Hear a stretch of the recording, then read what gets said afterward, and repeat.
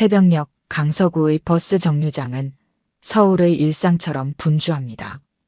출근길 사람들의 바쁜 발걸음과 딱딱한 구두 소리가 아스팔트를 두드리고 멀리서 들려오는 버스 엔진 소리가 시작되는 하루의 신호를 알리죠. 이른 아침의 차가운 공기는 여든을 앞둔 김정옥 할머니의 얼굴을 스치고 지나갑니다. 거친 바람에 주름진 얼굴을 찡그리며 정옥은 무거운 장바구니를 한 손으로 끌고 있었습니다. 아이고, 오늘도 허리가 말을 안 듣네. 정옥은 혼잣말을 중얼거리며 버스 정류장 의자에 앉았습니다. 허름한 외투와 낡은 장바구니는 그녀의 고단한 삶을 고스란히 보여주는 듯했죠. 주변에는 스마트폰을 들여다보는 젊은이들과 서류 가방을 든 직장인들이 각자의 세계에 빠져 있었습니다. 누구도 노인 한 명에게 신경 쓰지 않았어요. 갑자기 정옥의 시야가 흐려지기 시작했습니다. 심장이 불규칙하게 뛰는 느낌, 숨이 가빠오는 느낌이 들었죠. 그녀는 가슴을 움켜쥐었습니다.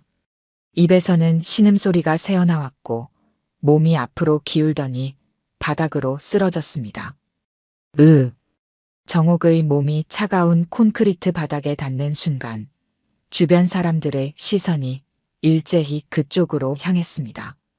하지만 놀랍게도 아무도 다가오지 않았어요. 그저 쳐다볼 뿐이었죠. 저기, 누가 좀 도와줘야 하지 않을까요? 한 대학생으로 보이는 여성이 조심스레 물었습니다. 요즘은 괜히 도와줬다간 큰일 나요. 이상한 누명 씌워서 돈 뜯어내는 수법도 있다던데. 옆에 있던 중년 남성이 대답했습니다. 구급차 불러야 하지 않을까요? 누군가 부르겠죠. 나는 지금 회의에 늦었어. 대화는 그렇게 끝났고 사람들은 도착한 버스에 올라타며 현장을 떠났습니다. 쓰러진 노인을 뒤로 한 채 말이죠. 무관심의 벽은 생각보다 두꺼웠습니다. 택배 기사도 학생들도 회사원들도 모두 자신의 일상이 더 중요했습니다. 그때 편의점 유니폼을 입은 한 청년이 멀리서 뛰어오는 모습이 보였습니다. 서준이었죠. 27살의 그는 새벽 알바를 마치고 집으로 향하던 중이었습니다. 쓰러진 노인을 발견한 순간 그는 주저없이 달려왔습니다. 할머니, 괜찮으세요? 서준은 정옥의 어깨를 조심스럽게 흔들었습니다. 반응이 없자 즉시 손목을 짚어 맥박을 확인했죠. 다행히 맥박은 뛰고 있어. 서준은 주변을 둘러보았습니다. 사람들은 그저 구경만 할 뿐 누구도 돕지 않았어요. 그는 재빨리 자신의 핸드폰을 꺼내 구급차를 불렀습니다. 네, 강서구 화곡동 버스 정류장이요. 할머니께서 쓰러지셨는데 의식이 없으십니다. 네, 기다리겠습니다. 전화를 끊은 서준은 정옥의 가방을 살폈습니다. 응급 상황에서 연락할 가족이 있는지 확인하기 위해서였죠. 가방 안에서 오래된 핸드폰을 발견한 그는 연락처를 찾기 시작했습니다. 저기, 뭐 하는 거예요? 지나가던 한 여성이 의심스러운 눈으로 물었습니다. 가족에게 연락하려고요. 응급 상황이잖아요. 서준이 대답했습니다. 에이, 요즘은 정의감 가지고 살기 힘들지. 여성은 혀를 차며 지나갔습니다. 서준의 마음은 무거웠습니다. 정옥이 깨어나길 바라는 마음과 함께 이렇게 무관심한 세상에서 자신의 행동이 옳은 것인지 의문이 들기도 했죠. 하지만 그는 자신이 할 수 있는 모든 것을 다하기로 결심했습니다. 사람들의 시선 따위는 중요하지 않았어요. 구급차를 기다리는 동안 서준은 근처 편의점으로 달려가 물을 한 병 사왔습니다. 정옥의 입술이 말라 있었기 때문이죠. 그는 조심스럽게 물수건으로 정옥의 이마를 닦아주었습니다. 그때였습니다. 멀리서 고급스러운 검은색 벤츠 한 대가 급하게 정차하는 모습이 보였습니다. 검은색 벤츠에서 내린 사람은 40대 중반의 남성이었습니다. 정장 차림에 고급 시계를 찬 그는 자신감 넘치는 걸음으로 다가왔죠. 윤태우, 정옥의 아들이었습니다. 그는 쓰러진 어머니를 발견하고 달려왔지만 그의 눈빛은 진심 어린 걱정보다는 당혹감이 더 컸습니다. 엄마, 괜찮으세요? 태우는 큰 소리로 외쳤습니다. 하지만 그의 시선은 곧 정옥의 가방을 만지고 있는 서준에게로 향했죠. 그의 표정이 순식간에 변했습니다. 의심과 분노가 섞인 눈빛으로 서준을 노려보았어요. 너 뭐야? 지금 우리 어머니 가방을 훔친 거야? 태우가 갑자기 소리쳤습니다. 서준은 당황했습니다. 아닙니다. 저는 그냥 도와드리려고. 가방을 뒤지는 게 도와주는 거야? 태우의 목소리는 점점 더 커졌습니다. 여러분, 이 사람이 쓰러진 노인의 가방을 훔치려 했습니다. 태우의 외침에 주변 사람들이 다시 모여들기 시작했습니다.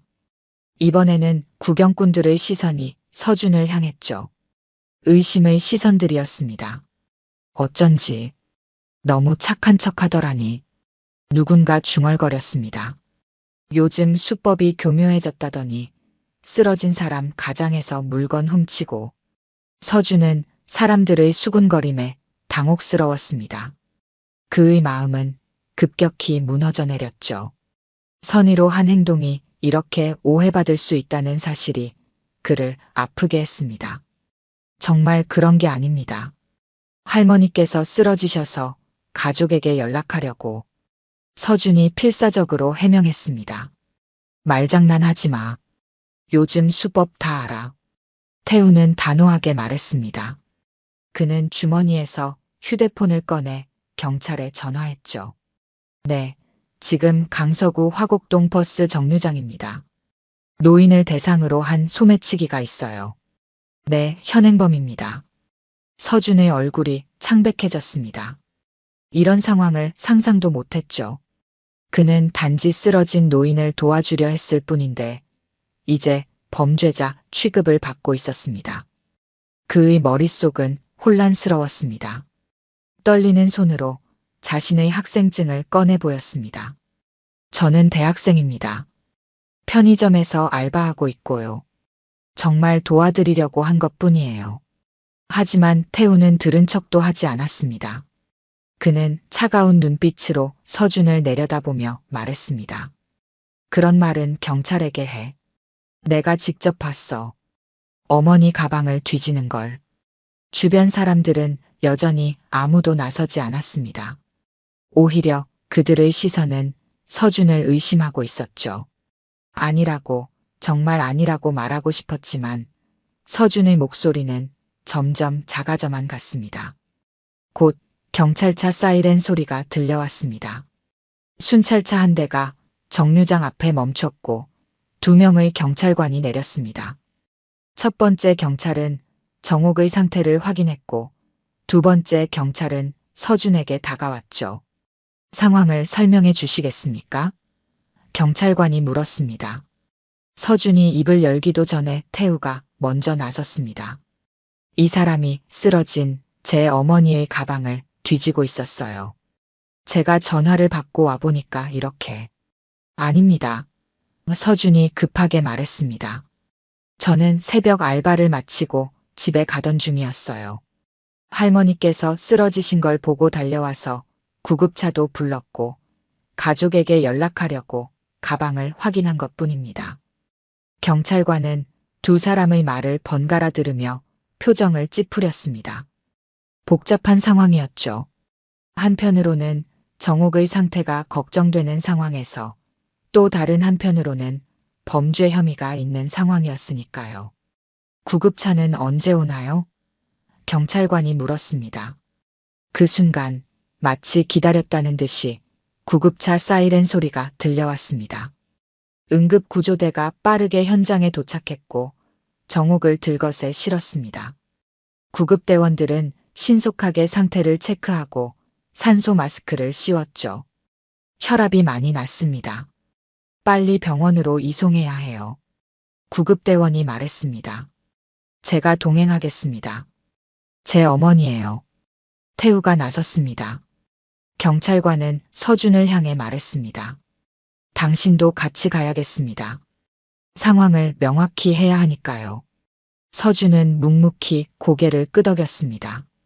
억울했지만 진실은 결국 밝혀질 거라고 믿었죠.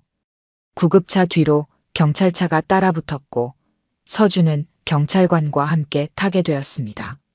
창밖으로 보이는 도시의 풍경이 빠르게 지나갔습니다. 서준의 마음은 복잡했습니다. 단지 선의로 한 행동이 이렇게까지 오해받는 현실이 서글펐죠. 하지만 그는 왠지 모르게 그 할머니가 걱정되었습니다. 매일 아침 편의점에서 마주치던 그 익숙한 얼굴, 항상 따뜻한 미소를 지어주던 그 할머니였으니까요. 병원 응급실은 분주했습니다. 의료진들이 빠르게 움직이며 정옥을 응급처치실로 옮겼습니다.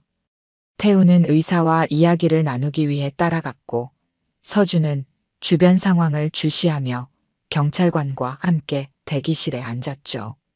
학생이라고 했지? 경찰관이 물었습니다. 네, 마지막 학기 재학 중이에요.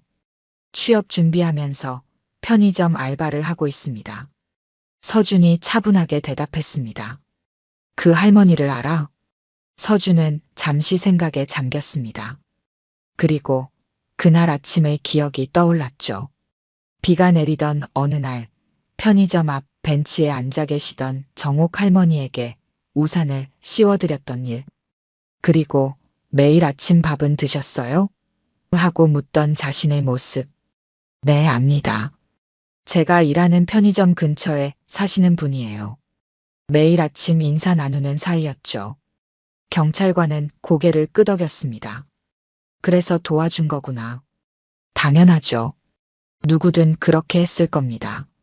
서준의 목소리에는 확신이 담겨 있었습니다. 그때 응급실에서 소란이 일어났습니다. 의료진들이 긴급하게 움직이는 소리가 들렸죠. 서준과 경찰관은 자리에서 일어나 응급실 쪽을 바라보았습니다. 얼마 지나지 않아 태우가 창백한 얼굴로 나왔습니다. 심장에 문제가 있으신 것 같아요. 지금 검사 중입니다. 태우가 말했습니다. 그의 표정은 걱정보다는 당혹감이 더 컸죠. 그 순간 한 여성이 급하게 병원 로비로 들어왔습니다. 그녀는 고급스러운 옷차림과 화려한 액세서리를 한 40 초반의 여성이었죠. 박미라, 태우의 아내였습니다. 여보, 어머니 어떠세요? 미라가 다급하게 물었습니다. 검사 중이야. 아직 정확한 건 모르겠어. 태우가 대답했습니다. 미라는 주변을 둘러보다가 서준과 경찰관을 발견했습니다. 저 사람은 누구예요? 그녀가 서준을 가리키며 물었습니다. 어머니 가방을 뒤지던 놈이야. 경찰이 조사 중이야. 태우의 대답은 단호했습니다. 미라의 눈이 커졌습니다. 뭐라고요? 그럼 어머니 통장도 확인해봐야 하는 거 아니에요? 요즘 노인 대상 범죄 많다던데. 서준은 가슴이 찢어지는 듯한 느낌이었습니다. 그의 선의가 이렇게 왜곡되고 있었죠. 하지만 그는 침착하게 자신의 감정을 다스렸습니다. 진실은 반드시 밝혀질 것이라 믿었으니까요. 시간이 천천히 흘렀습니다. 응급실에서 의사가 나왔고 태우와 미라에게 상황을 설명했습니다. 급성 심근경색 증상이 있었습니다. 다행히 빨리 발견되어 위험한 상황은 넘겼지만 면밀한 검사가 필요합니다. 태우와 미라는 의사의 설명을 들으며 안도의 한숨을 내쉬었습니다. 하지만 그들의 표정에는 묘한 긴장감이 있었죠. 지금 면회 가능하신가요? 태우가 물었습니다. 네, 잠시 의식을 되찾으셨습니다. 하지만 너무 오래 말씀 나누지는 마세요. 의사가 대답했습니다. 태우와 미라는 서둘러 응급실로 향했습니다. 경찰관은 서준에게 말했습니다. 잠시 기다려보자. 할머니께서 깨어나시면 상황이 명확해질 거야. 서준은 고개를 끄덕였습니다. 그의 마음 한 구석에는 여전히 불안감이 자리 잡고 있었지만 정옥이 무사하다는 소식에 안도했죠. 그는 조용히 기도했습니다. 정옥이 빨리 회복되기를, 그리고 이 오해가 풀리기를. 응급실에서는 태우와 미라가 정옥의 침대 옆에 서 있었습니다. 정옥은 산소 마스크를 쓴 채 누워 있었지만 눈은 열려 있었죠. 그녀의 눈빛은 나약하면서도 또렷했습니다. 어머니, 괜찮으세요? 태우가 물었습니다. 정옥은 천천히 고개를 돌려 아들을 바라보았습니다. 그리고 희미하게 미소 지었죠. 하지만 그 미소 뒤에는 복잡한 감정이 숨겨져 있었습니다. 그 아이. 정옥이 힘겹게 말했습니다. 그 아이가 어디 있니? 어떤 아이요, 어머니? 미라가 물었습니다. 나를 도와준 아이. 편의점 아이. 정옥의 목소리는 작았지만 확실했습니다. 태우와 미라는 서로를 바라보았습니다. 당황한 기색이 역력했죠. 어머니, 그 아이가 어머니 가방을 뒤지고 있었어요. 제가 봤어요. 태우가 말했습니다. 정옥은 천천히 고개를 저었습니다. 아니다. 그 아이. 나 살려줬어. 그 순간 방 안의 공기가 무거워졌습니다. 태우의 얼굴이 굳어졌고 미라는 입술을 깨물었죠. 정옥의 말은 그들의 예상과 달랐습니다. 그리고 그것은 오해의 시작이었을지도 모릅니다. 응급실 밖 대기실에서 서준은 여전히 경찰관과 함께 앉아 있었습니다. 마음은 불안했지만 그는 묵묵히 상황이 해결되기를 기다렸죠. 그때 응급실 문이 열리고 의사가 나왔습니다. 그의 뒤로 태우와 미라가 따라 나왔죠. 그들의 표정이 묘하게 변해 있었습니다. 경찰관님, 잠시 이야기 좀 할 수 있을까요? 의사가 경찰관을 부르며 말했습니다. 경찰관은 자리에서 일어나 의사에게 다가갔습니다. 그들은 작은 목소리로 대화를 나누었죠. 태우와 미라는 멀찍이 서서 불안한 눈빛을 주고받았습니다. 서준은 그 모습을 지켜보며 무슨 일이 일어났는지 궁금해했습니다. 잠시 후 경찰관이 서준에게 다가왔습니다. 그의 표정이 조금 누그러져 있었죠. 김정옥 할머니께서 깨어나셨어. 경찰관이 말했습니다. 할머니께서 내가 도와주었다고 하셨어. 서준의 얼굴에 안도의 표정이 번졌습니다. 정말요? 다행이네요. 경찰관은 잠시 생각에 잠겼다가 말을 이었습니다. 하지만 아직 상황이 완전히 정리된 건 아니야. 좀 더 조사가 필요해. 태우가 경찰관에게 다가왔습니다. 그의 목소리는 낮고 긴장되어 있었습니다. 어머니가 지금 정신이 혼미하신 상태입니다. 의사 선생님도 그렇게 말씀하셨어요. 그 말을 그대로 믿기는 어렵습니다. 의사가 고개를 저었습니다. 저는 그런 말을 한 적이 없습니다. 오히려 김정옥님은 상황을 꽤 명확하게 인지하고 계셨어요. 태우의 표정이 굳어졌습니다. 그는 더 이상 말을 잇지 못했죠. 미라가 앞으로 나섰습니다. 어쨌든 우리는 가족입니다. 우리가 어머니를 책임질 거예요. 그때였습니다. 응급실에서 간호사가 급하게 나왔습니다. 김정옥님께서 청년분을 찾으십니다. 지금 면회를 원하세요. 모두의 시선이 서준에게 향했습니다. 경찰관은 고개를 끄덕였고 서준은 천천히 자리에서 일어났습니다. 태우와 미라는 당혹스러운 표정으로 서로를 바라보았죠. 서준이 응급실로 들어가자 정옥은 산소 마스크를 쓴 채 침대에 누워 있었습니다. 그녀의 눈은 피곤해 보였지만 서준을 발견하자 밝아졌죠. 서준은 조심스럽게 침대 곁으로 다가갔습니다. 할머니, 괜찮으세요? 서준이 부드럽게 물었습니다. 정옥은 천천히 고개를 끄덕였습니다. 그리고는 힘겹게 마스크를 내리며 말했습니다. 그 아이, 내 목숨 구했어. 간호사가 서둘러 다가와 마스크를 다시 올려주었습니다. 너무 말씀하지 마세요. 안정이 필요하십니다. 정옥은 간호사의 손을 잡으며 말했습니다. 이 아이 착한 아이야. 매일 아침 나한테 밥 먹었냐고 물어봐주는. 서준의 눈가가 뜨거워졌습니다. 정옥이 자신을 기억해주고 있다는 사실이 가슴 깊은 곳을 울렸죠. 그는 정옥의 손을 조심스럽게 잡았습니다. 걱정 마세요, 할머니. 이제 괜찮을 거예요. 그 순간 태우와 미라가 응급실로 들어왔습니다. 의사와 경찰관도 뒤따라 들어왔죠. 정옥은 아들을 보자 표정이 변했습니다. 그녀의 눈빛이 날카로워졌습니다. 넌 왜 왔니? 정옥이 태우를 향해 물었습니다. 그녀의 목소리는 약했지만 분명했죠. 태우는 당황한 듯 눈을 깜빡였습니다. 어머니, 당연히 와야죠. 어머니께서 쓰러지셨다는데. 정옥은 쓴웃음을 지었습니다. 코인 날리고 4명의 뺐을 때는 연락 없더니. 방 안의 공기가 얼어붙었습니다. 경찰관과 의사는 놀란 표정으로 서로를 바라보았고 서준은 어색한 상황에 어찌할 바를 모르겠다는 듯 서 있었습니다.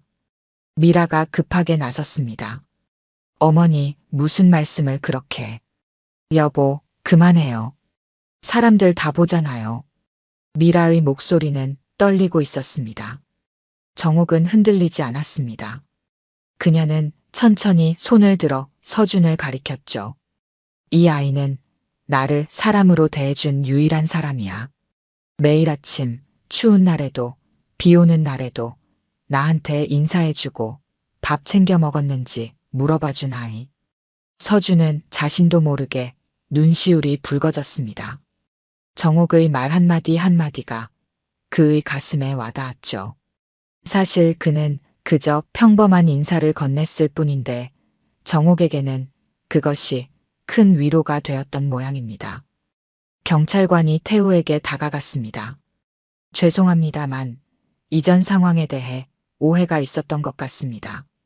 서준 씨는 할머니를 돕기 위해 가방을 확인한 것으로 보입니다. 태우의 얼굴이 창백해졌습니다. 그는 말을 잇지 못했죠. 미라가 다시 나섰습니다.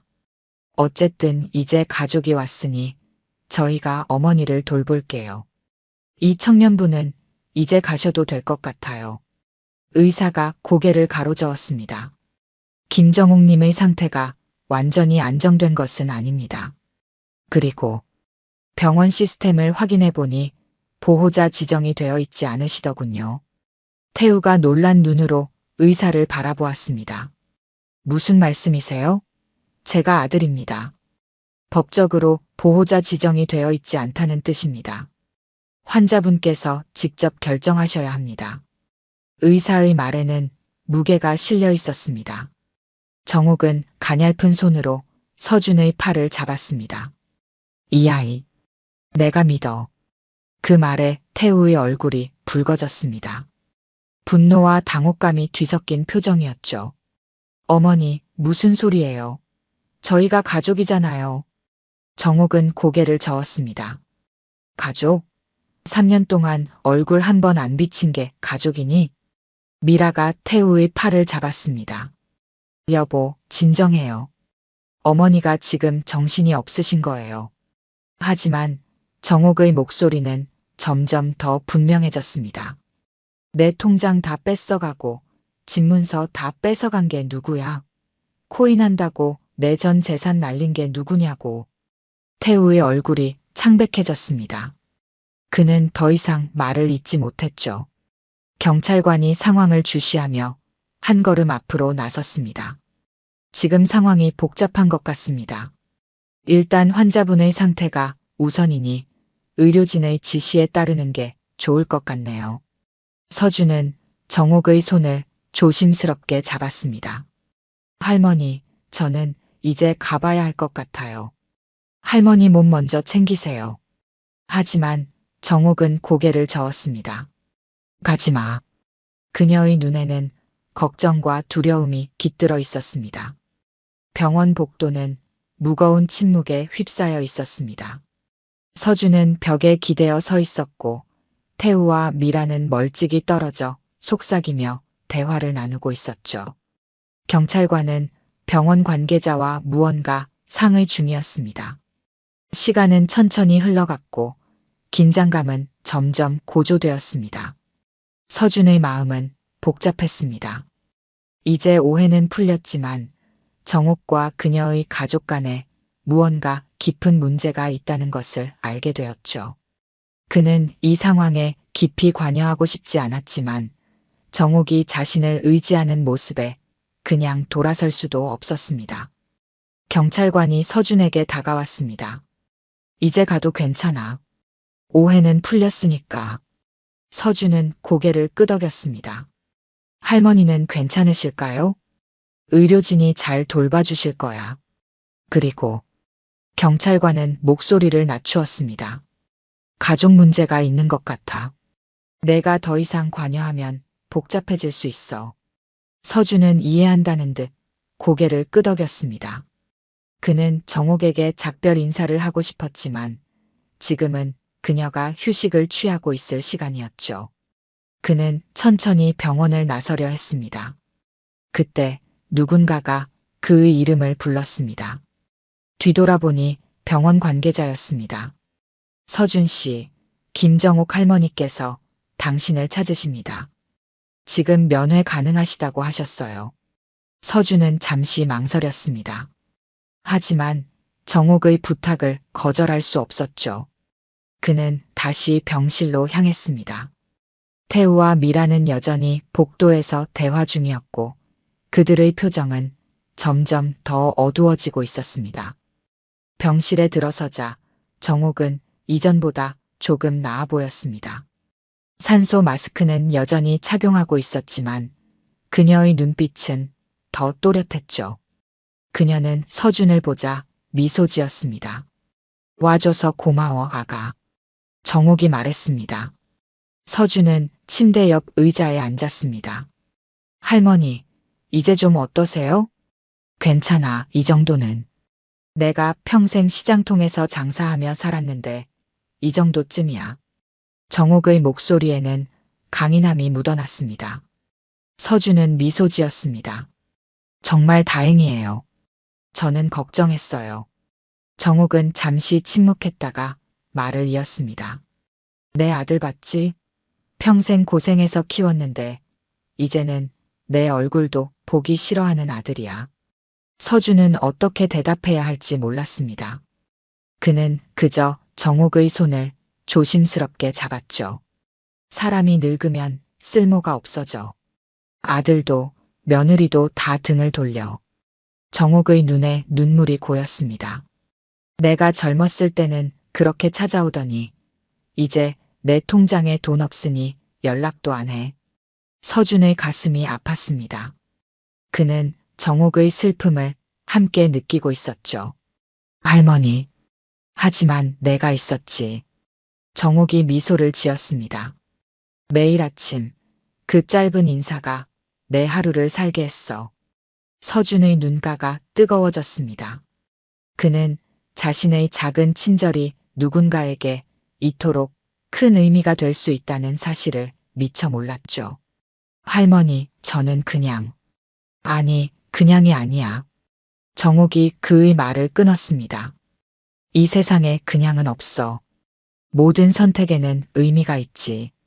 그때 의사가 병실로 들어왔습니다. 김정옥님, 검사 결과가 나왔습니다. 다행히 큰 문제는 아니지만 며칠 입원하셔야 할 것 같습니다. 정옥은 고개를 끄덕였습니다. 그리고 의사에게 물었죠. 선생님, 저 아들이랑은 말하기 싫어요. 이 아이가 내 보호자였으면 좋겠어요. 의사는 잠시 망설였습니다. 그건 법적으로 좀 복잡한 문제가 있습니다. 내가 정신 멀쩡해요. 내 의사 결정할 수 있어요. 정옥의 목소리는 단호했습니다. 의사는 서준을 바라보았습니다. 서준은 당황한 표정이었죠. 그는 이런 상황을 예상하지 못했습니다. 할머니, 저는 그냥 학생이에요. 보호자 역할을 하기에는. 정옥은 서준의 손을 꼭 잡았습니다. 나 믿어주는 사람이 필요해, 아가. 서준은 깊은 생각에 잠겼습니다.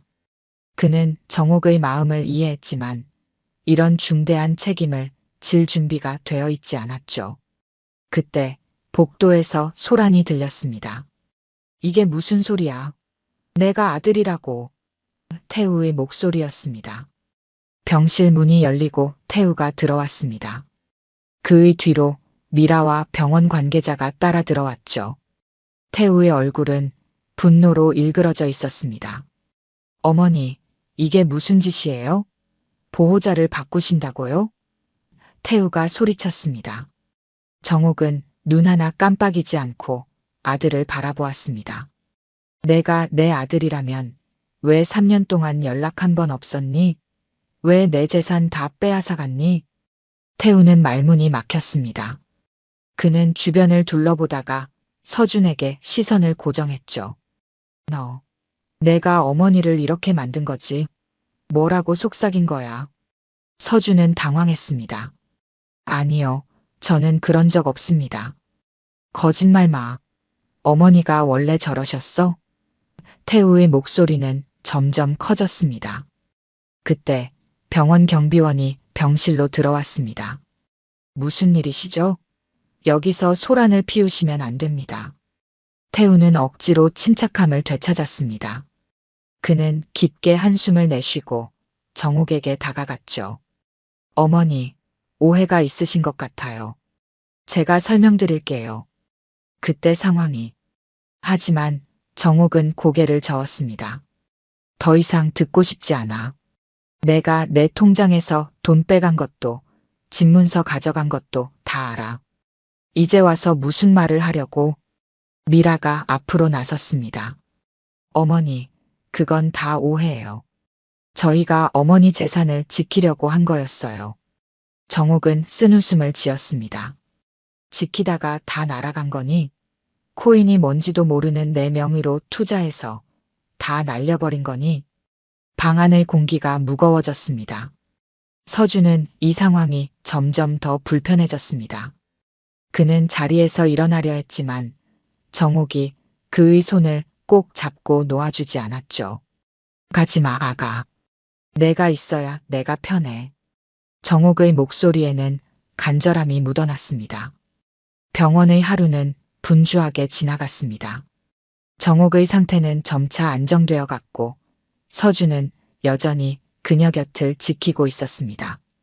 태우와 미라는 병원 관계자와 이야기를 나눈 후 잠시 자리를 비웠죠. 그들의 표정은 분노와 당혹감이 뒤섞여 있었습니다. 서준은 창가에 서서 바깥 풍경을 바라보았습니다. 그의 마음은 복잡했죠. 이렇게까지 깊이 관여하게 될 줄은 몰랐습니다. 하지만 정옥의 간절한 부탁을 거절할 수 없었습니다. 그녀에게는 지금 자신이 유일한 의지처였으니까요. 생각이 많구나. 정옥의 목소리가 들려왔습니다. 서준은 돌아보며 미소 지었습니다. 괜찮으세요, 할머니?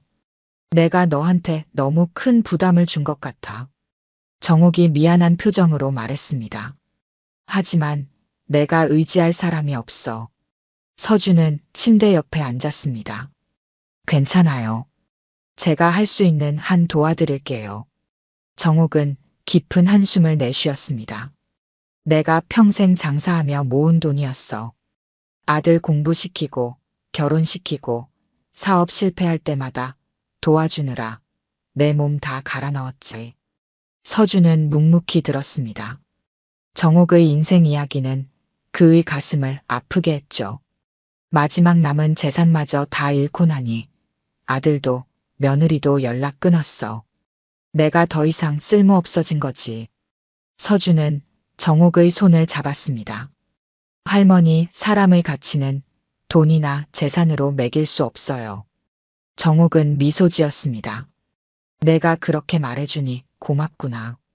하지만 세상이 그렇게 돌아가지 않는다는 걸 나는 알아. 그때 병실 문이 열리고 의사가 들어왔습니다. 검사 결과가 더 나왔습니다. 다행히 심각한 상태는 아니지만 적어도 일주일은 입원하셔야 할 것 같습니다. 정옥은 고개를 끄덕였습니다. 알겠습니다, 선생님.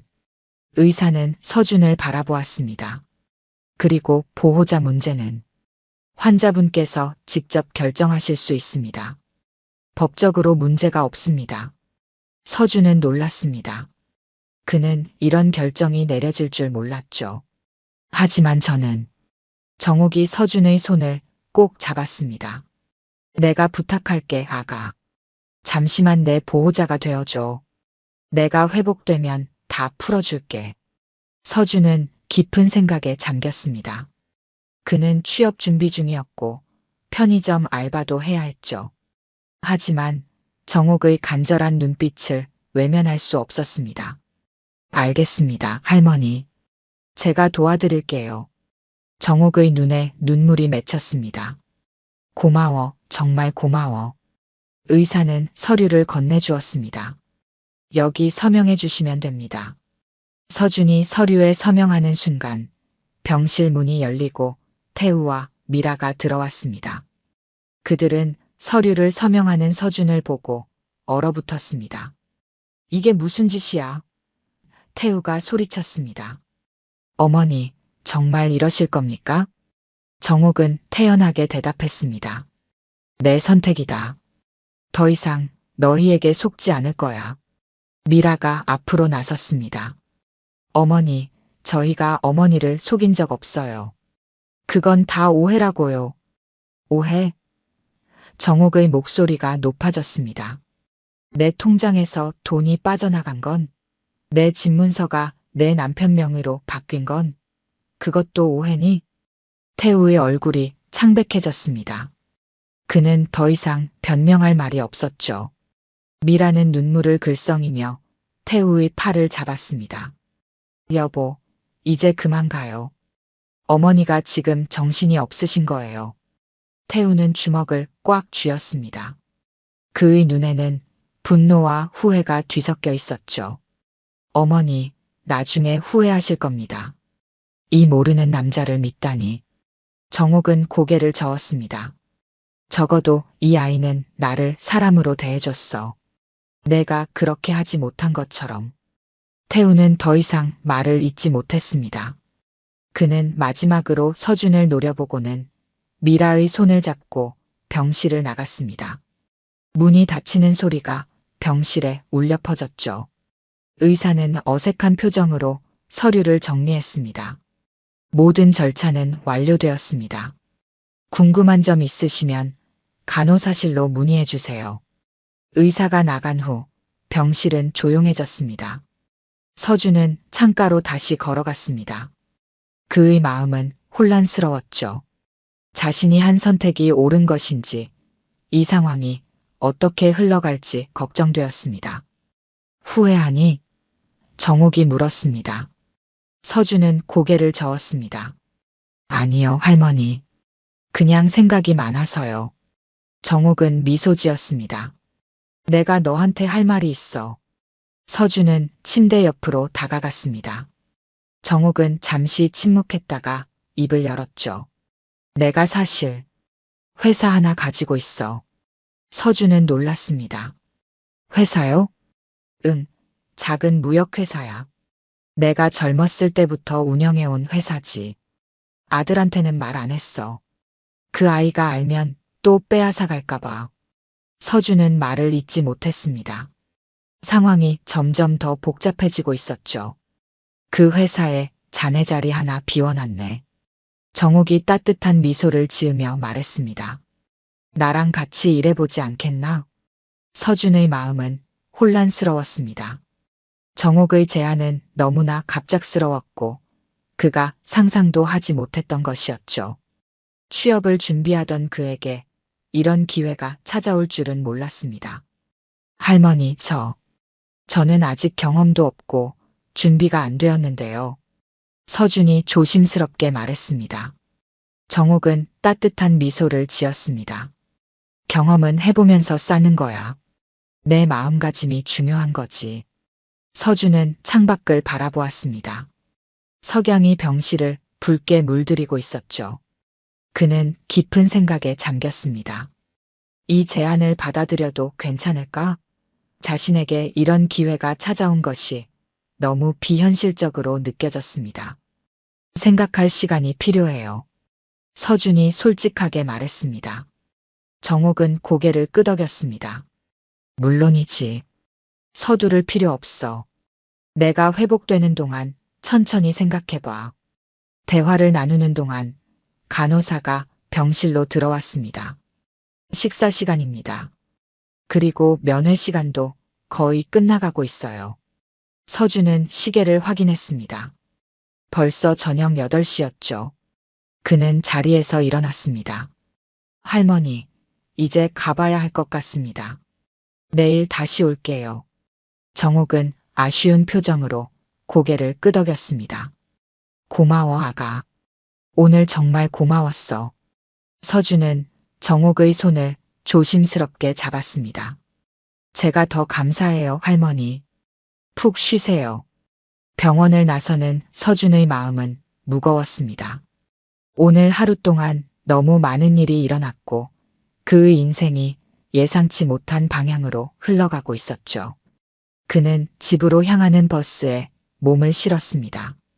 버스 창밖으로 도시의 밤 풍경이 흘러갔습니다.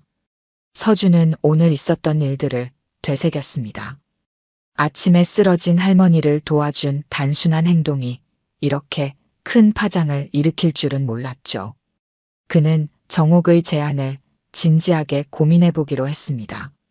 집에 도착한 서준은 지친 몸을 소파에 던졌습니다. 오늘 하루는 마치 영화 한 편을 보는 것 같았죠. 그는 휴대폰을 꺼내 편의점 매니저에게 메시지를 보냈습니다.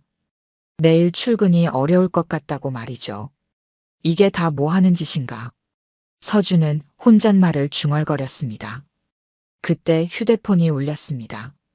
모르는 번호였죠. 서준은 의아한 마음으로 전화를 받았습니다. 여보세요? 서준 씨죠? 낯선 남성의 목소리가 들려왔습니다. 저는 정옥 상사 대표 김민수라고 합니다. 정옥 어머님께서 연락처를 주셔서 전화드렸습니다. 서준은 놀랐습니다. 정옥이 정말로 회사를 운영하고 있었다니요. 네, 맞습니다.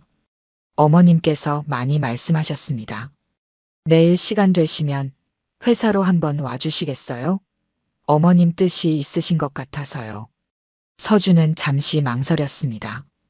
하지만 이미 상황은 시작되었고 그는 끝까지 가보기로 마음먹었죠. 네, 가겠습니다. 주소 좀 알려주시겠어요? 전화를 끊은 후 서준은 깊은 한숨을 내쉬었습니다. 그의 인생이 이 순간부터 어떻게 바뀔지 아무도 알 수 없었습니다. 다음 날 아침 서준은 정옥이 알려준 회사 주소로 향했습니다. 강서구의 조용한 사무실 건물이었죠. 정옥 상사라는 간판이 건물 입구에 걸려 있었습니다. 생각보다 작지 않은 규모였죠. 서준이 사무실 문을 열자 10여 명의 직원들이 각자 자리에서 일하고 있었습니다. 그 모습이 꽤 인상적이었죠.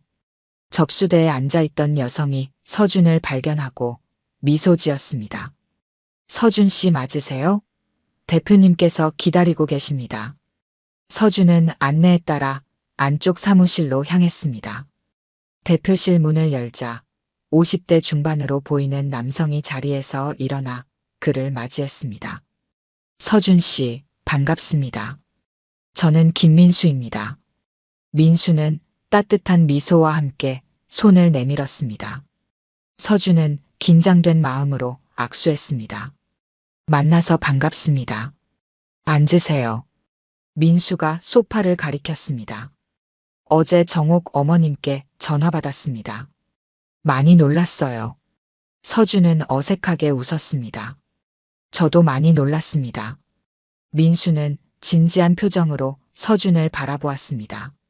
정옥 어머님은 제게 은인과 같은 분이십니다.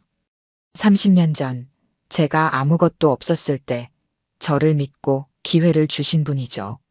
서준은 관심 있게 들었습니다. 정옥에 대해 더 알고 싶었죠. 어머님께서는 항상 사람을 보는 눈이 정확하셨어요. 그리고 어제 저에게 한 가지 부탁을 하셨습니다. 바로 서준 씨에게 자리를 마련해 달라고요. 서준은 당황했습니다. 저는 아직 경험도 없고, 민수는 고개를 저었습니다. 경험은 일하면서 쌓는 겁니다. 어머님께서는 서준 씨의 인품을 높게 평가하셨어요. 그리고 저는 어머님의 판단을 믿습니다. 서준은 깊은 생각에 잠겼습니다. 이 상황이 너무 비현실적으로 느껴졌지만 동시에 그의 가슴 한편에서는 기회를 잡고 싶은 욕구가 자라나고 있었죠. 정옥 상사는 무역회사입니다. 주로 동남아시아 지역과 거래하고 있죠. 서준 씨가 해외 영업부에서 일하면 어떨까 합니다. 언어 능력과 소통 능력이 중요한 자리죠. 서준은 놀랐습니다. 저에 대해 어떻게 아셨죠? 민수는 미소 지었습니다. 어머님께서 말씀해 주셨습니다. 서준 씨가 영어를 잘한다고요. 서준은 쓴웃음을 지었습니다. 정옥이 어떻게 그런 정보를 알고 있는지 궁금했습니다. 일단 인턴으로 시작하는 건 어떨까요? 3개월 동안 회사 업무를 배우고 적성에 맞는지 확인해 보는 거죠. 서준은 이 제안을 진지하게 고민했습니다. 취업 준비는 계속 해오던 것이었고 이런 기회가 생각지도 못하게 찾아왔죠. 그리고 정옥에게 도움이 되고 싶다는 마음도 있었습니다. 감사합니다. 기회를 주셔서 감사합니다. 서준이 대답했습니다. 열심히 하겠습니다. 민수는 만족스러운 미소를 지었습니다. 좋습니다. 다음 주부터 출근하는 건 어떨까요? 그 전에 필요한 서류들을 준비해 주세요. 회사를 나온 서준은 병원으로 향했습니다. 정옥에게 이 소식을 전하고 싶었죠. 병실에 도착하자 정옥은 창가에 앉아 바깥 풍경을 바라보고 있었습니다. 그녀의 상태는 어제보다 훨씬 나아 보였습니다. 할머니, 서준이 반갑게 불렀습니다. 정옥은 서준을 보자 환하게 웃었습니다. 왔구나, 아가. 방금 정옥 상사에 다녀왔어요. 김민수 대표님을 만났습니다. 서준이 말했습니다. 정옥의 눈이 반짝였습니다. 어떻게 생각하니? 서준은 잠시 망설이다가 환하게 웃었습니다. 다음 주부터 출근하기로 했어요. 정옥은 기쁨에 찬 표정으로 서준의 손을 잡았습니다. 정말? 그럼 우리 이제 같이 일하는 거네. 네, 할머니. 제가 열심히 배워볼게요. 정옥의 눈에 눈물이 고였습니다. 내가 평생 키워온 회사야. 좋은 사람들과 함께 일해왔지. 내가 그곳에서 잘 적응했으면 좋겠구나. 서준은 정옥의 손을 꼭 잡았습니다. 할머니 덕분에 이런 기회를 얻게 되어 정말 감사해요. 그때 병실 문이 열렸습니다. 의사가 들어왔죠. 좋은 소식이 있습니다. 검사 결과가 더 좋아졌어요. 앞으로 사흘만 더 지켜보면 퇴원하실 수 있을 것 같습니다. 정옥과 서준은 기쁜 표정으로 서로를 바라보았습니다. 어려운 시간을 지나 이제 새로운 시작이 그들을 기다리고 있었죠. 석 달 후 강서구의 아침은 여느 때와 다름없이 분주했습니다. 하지만 서준에게는 모든 것이 새롭게 느껴졌죠. 그는 깔끔한 셔츠 차림으로 정옥 상사로 향했습니다. 이제 인턴 기간이 끝나고 정식 사원으로 첫 출근하는 날이었습니다. 회사 로비에 들어서자 직원들이 반갑게 그를 맞이했습니다. 석 달 동안 서준은 빠르게 회사에 적응했고 동료들의 신뢰를 얻었죠.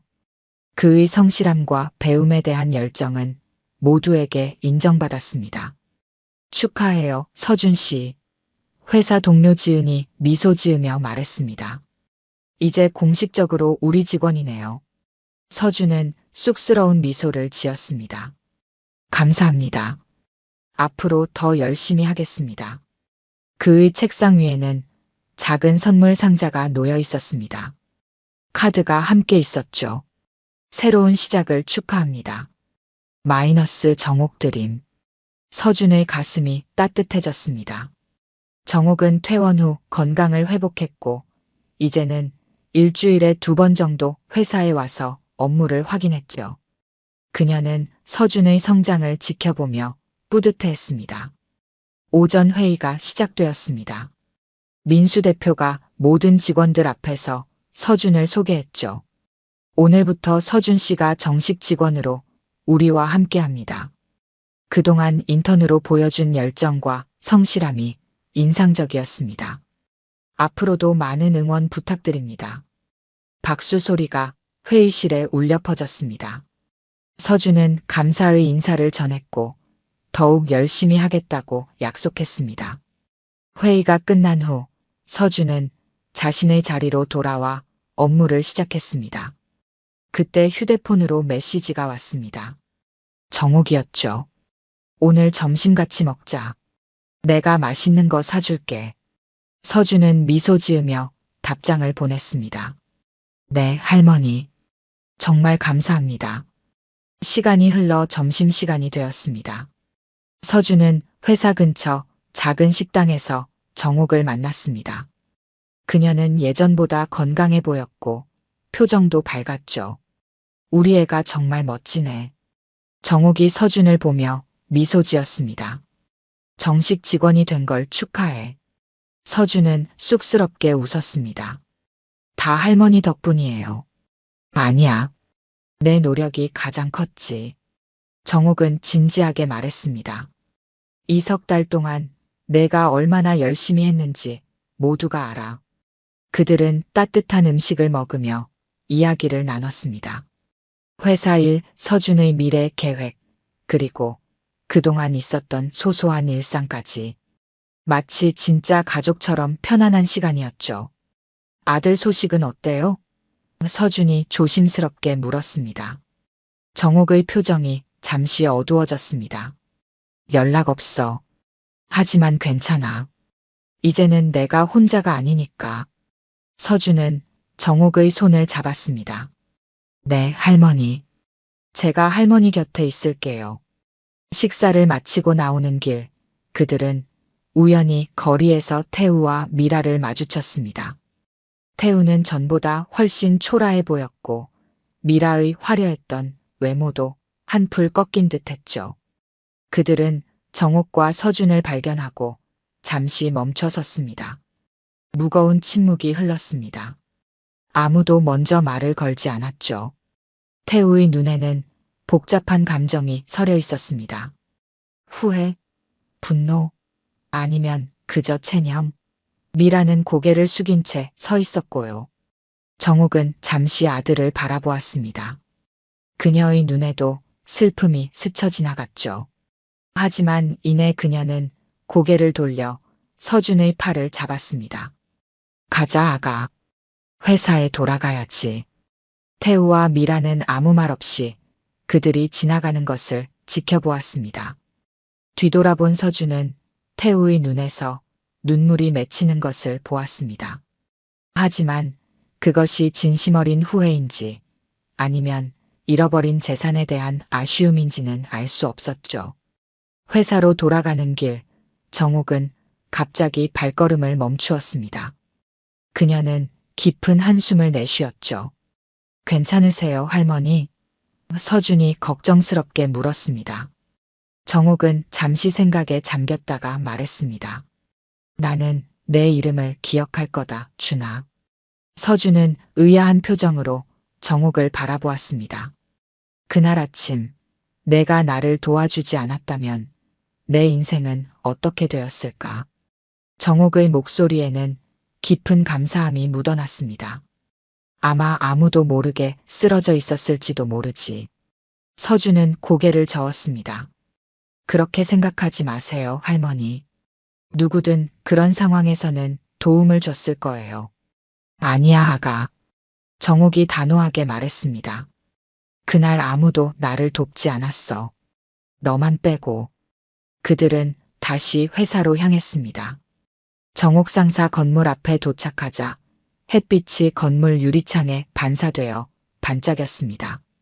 마치 새로운 시작을 축복하는 듯 했죠. 로비에 들어서자 정옥은 벽에 걸린 액자를 가리켰습니다. 방금 새로 걸린 것 같았죠. 청렴정직정의 새 단어가 새겨져 있었습니다. 우리 회사의 새 모토야. 정옥이 설명했습니다. 내가 보여준 가치에서 영감을 받았지. 서준은 감동했습니다. 자신의 작은 행동이 이렇게 큰 영향을 미치다니 믿기지 않았죠. 엘리베이터를 타고 올라가면서 서준은 혼잣말처럼 중얼거렸습니다. 그날 안 도왔으면 내 인생도 달라졌겠죠. 정옥은 그의 손을 꼭 잡았습니다. 우리 모두의 인생이 달라졌어, 아가. 작은 친절이 세상을 바꿀 수 있다는 걸 내가 증명했으니까. 엘리베이터 문이 열리고 그들은 함께 사무실로 향했습니다. 이제 그들에게는 새로운 하루, 새로운 미래가 기다리고 있었습니다. 한 사람의 선한 선택으로 시작된 이야기는 더 큰 선함으로 이어지고 있었죠. 그리고 서울의 어느 버스 정류장에서 또 다른 누군가가 도움이 필요한 일을 위해 손을 내밀고 있었습니다. 변하지 않는 것은 없습니다. 다만 변화의 시작은 언제나 누군가의 작은 용기에서 비롯되는 법이죠. 오늘 들려드린 이야기가 여러분의 마음에 작은 울림이 되었기를 바랍니다. 이야기가 좋으셨다면 좋아요와 구독 부탁드려요. 다음 사연을 들려드리는데 큰 힘이 된답니다. 그리고 여러분의 이야기도 댓글로 들려주세요. 다음 이야기 때 또 뵙겠습니다. 작은 아파트 안 72살의 정순애는 창가에 앉아 바늘을 꿰고 있습니다. 손길은 여전히 섬세하고 정확했지만 주름진 얼굴에는 피로가 가득합니다. 예전에는 서울 인사동에서 유명한 한복집을 운영했던 그녀. 하지만 시대가 변하고 전통이 잊혀가면서 결국 문을 닫고 아들 가족과 함께 살게 됐죠. 할머니, 저 학교 갔다 올게요. 10살 민준이가 현관에서 외쳤습니다. 순애는 급히 바느질을 멈추고 일어났어요. 잠깐만, 오늘 날씨가 추운데 목도리 챙겨가야지. 하지만 현관문은 이미 닫혔고 민준이의 발소리는 계단을 타고 멀어져 갔습니다. 순애는 한숨을 내쉬며 손에 들고 있던 민준이의 목도리를 내려놓았습니다. 요즘 들어 민준이가 할머니의 걱정을 귀찮아하는 듯합니다. 어머니, 저희 8시 회의 있어서 먼저 나갑니다. 서영이 급하게 화장을 마무리하며 거실을 가로질러 갑니다. 아침은요? 괜찮아요. 회사에서 먹을게요. 어머니, 오늘 민준이 학원 픽업 좀 부탁드려요. 저희 둘 다 늦을 것 같아서. 순애는 고개를 끄덕였습니다. 아들 도훈도 넥타이를 매며 현관으로 향했어요. 어머니, 저도 먼저 가보겠습니다. 문이 닫히자 갑자기 집이 너무 조용해졌습니다. 순애는 천천히 주방으로 가서 설거지를 시작했어요. 창밖으로 보이는 도시의 풍경은 그녀가 자란 시골과는 너무도 달랐습니다. 물을 틀어놓고 어제 손질해 놓은 놀이개를 보았죠. 민준이 생일 선물로 준비한 것입니다. 민준아, 할머니가 특별히 만든 거야. 우리 전통의 아름다움이. 순애의 기억 속에서 민준이의 목소리가 들려왔습니다. 할머니, 이거 뭐예요?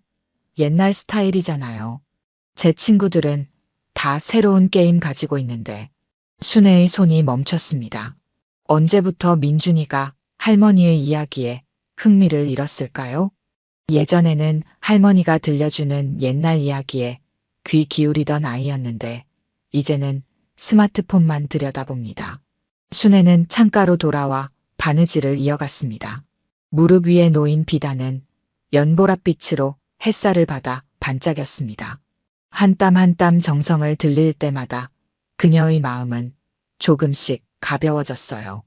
바느질 만큼은 그녀에게 위안이 되었습니다. 저녁이 되자 아파트는 다시 시끌벅적해졌습니다. 도훈과 서영이 퇴근하고 민준이도 학원에서 돌아왔어요. 순애는 미리 준비해둔 저녁을 차렸습니다. 민준아, 오늘 학교에서 뭐 배웠니? 민준이는 대답 대신 휴대폰만 보고 있었습니다. 민준, 할머니가 물으시면 대답해야지. 서영이 타이르듯 말했지만 민준이는 겨우 고개만 들었습니다. 별로 없어요. 식탁에 침묵이 내려앉았습니다. 순애는 조용히 반찬을 더 떠서 민준이 앞에 놓아주었어요. 그러고 보니 이번 주말에 제주도로 가족여행 가기로 했었죠. 도훈이 입을 열었습니다. 서영이 눈을 반짝이며 말했습니다. 맞아요. 호텔도 예약했고 렌터카도 미리 해놨어요. 어머니, 같이 가실래요? 순애는 잠시 망설였습니다. 여행이라니 얼마만인지 기억도 나지 않습니다. 하지만 곧 그녀의 얼굴에 쓸쓸한 미소가 번졌어요. 아니야, 난 그냥 집에 있을게. 너희끼리 재미있게 다녀와. 어머, 왜요? 같이 가면 좋을 텐데. 서영이 형식적으로 물었습니다. 괜찮아. 나 있으면 너희도 불편할 것 같고. 난 여기서 푹 쉴래. 도훈과 서영은 더 이상 권하지 않았고 곧 여행 계획에 대한 이야기로 식탁은 다시 활기를 찾았습니다. 하지만 순애의 마음 한구석은 텅 비어 있었습니다. 내가 왜 이 집에서 남처럼 지내야 하나. 그런 생각이 스쳐 지나갔습니다. 침실로 돌아온 순애는 오래된 사진첩을 꺼냈습니다. 젊은 시절 화려한 한복을 만들며 행복하게 웃고 있는 자신의 모습이 담긴 사진들이 가득했어요. 그때는 얼마나 자랑스러웠던가요? 이제는 단지 손자를 돌보는 할머니로 전락했습니다. 순애는 창밖의 밤하늘을 바라보았습니다. 별들이 반짝이고 있었어요. 그 순간 그녀의 마음속에서 무언가가 움직였습니다. 평생 가족을 위해 살아온 그녀가 처음으로 자신의 인생을 생각하기 시작했습니다. 나도 내 인생을 찾아도 되지 않을까? 순애의 눈빛이 달라졌습니다. 주말이 되자 도훈 가족은 분주히 여행 준비를 했습니다. 서영은 짐을 챙기고 도훈은 차량을 점검했어요. 민준이는 자신의 태블릿과 게임기를 가방에 담았습니다. 어머니, 정말 괜찮으세요? 혼자 계실 생각하니 걱정되네요. 서영이 형식적인 걱정을 내비쳤습니다. 순애는 미소를 지으며 고개를 끄덕였습니다. 걱정 말고 다녀와. 나 혼자 있는 거 익숙해. 냉장고에 반찬 다 해놨으니까 데워 드시기만 하면 돼요. 알았어. 조심히 다녀와. 순애는 현관문 앞에서 손을 흔들며 그들을 배웅했습니다. 문이 닫히고 발소리가 사라지자 아파트는 다시 고요해졌습니다. 순애는 거실 소파에 앉아 깊은 숨을 내쉬었어요. 지금 이 순간 그녀는 진정으로 홀로 남겨진 느낌이었습니다. 텔레비전을 켜고 채널을 바꿔보았지만 아무것도 눈에 들어오지 않았습니다. 벽에 걸린 시계만이 덩그러니 시간을 알려주고 있었어요. 틱, 틱, 틱. 시계 소리가 어쩐지 더 크게 들렸습니다. 순애는 천천히 일어나 자신의 방으로 향했습니다. 좁은 방 안에는 그녀의 삶이 고스란히 담겨 있었습니다. 오래된 재봉틀, 한복 천 조각들, 바느질 도구들. 순애는 서랍을 열어 낡은 사진첩을 꺼냈습니다.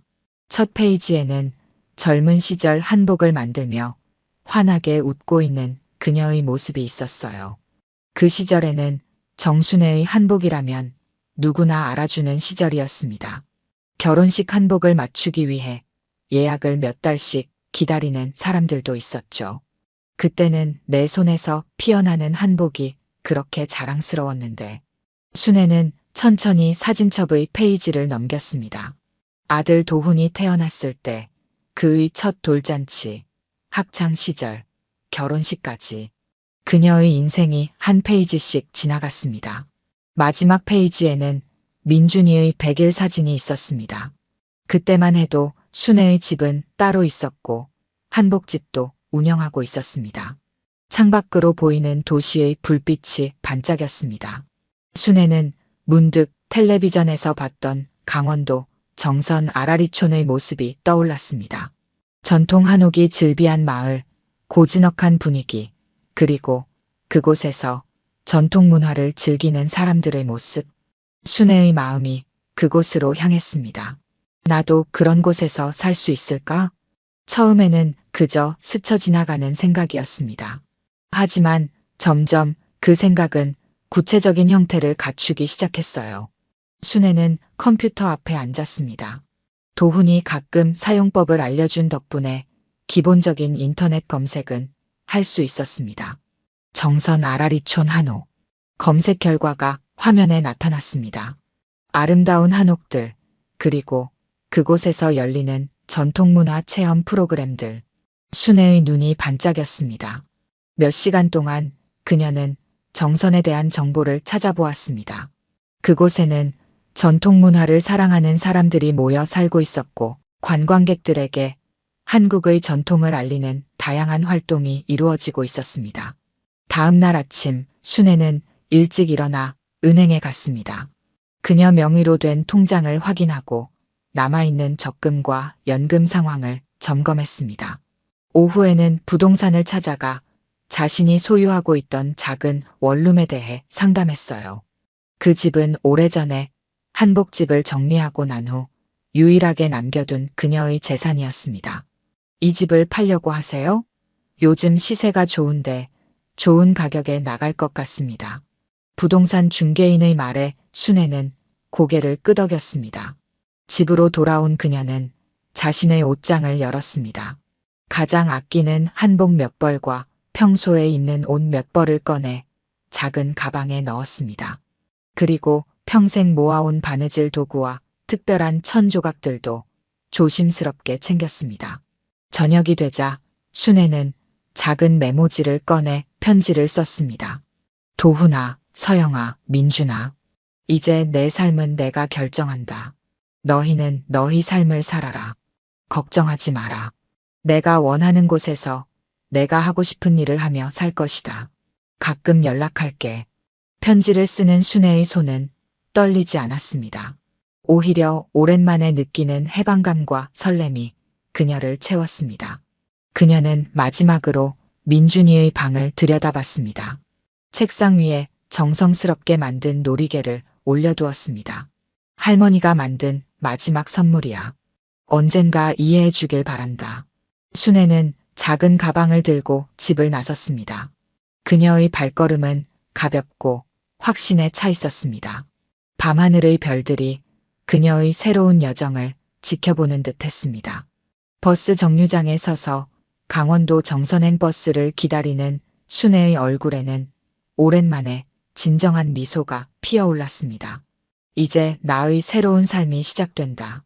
강원도 정선으로 향하는 버스 안, 정순애는 창밖으로 빠르게 지나가는 풍경을 바라보았습니다. 서울의 빽빽한 빌딩들이 점점 뒤로 물러나고 푸른 산과 넓은 들판이 나타났습니다. 도시의 소음과 복잡함에서 벗어나는 기분이었습니다. 손에 쥔 가방 안에는 그녀의 인생이 담겨 있었습니다. 평생을 함께한 바느질 도구들, 특별히 아끼던 비단 조각들, 그리고 직접 만든 고급 한복 몇 벌. 버스가 산길을 오르내릴 때마다 순애의 심장도 함께 뛰었습니다.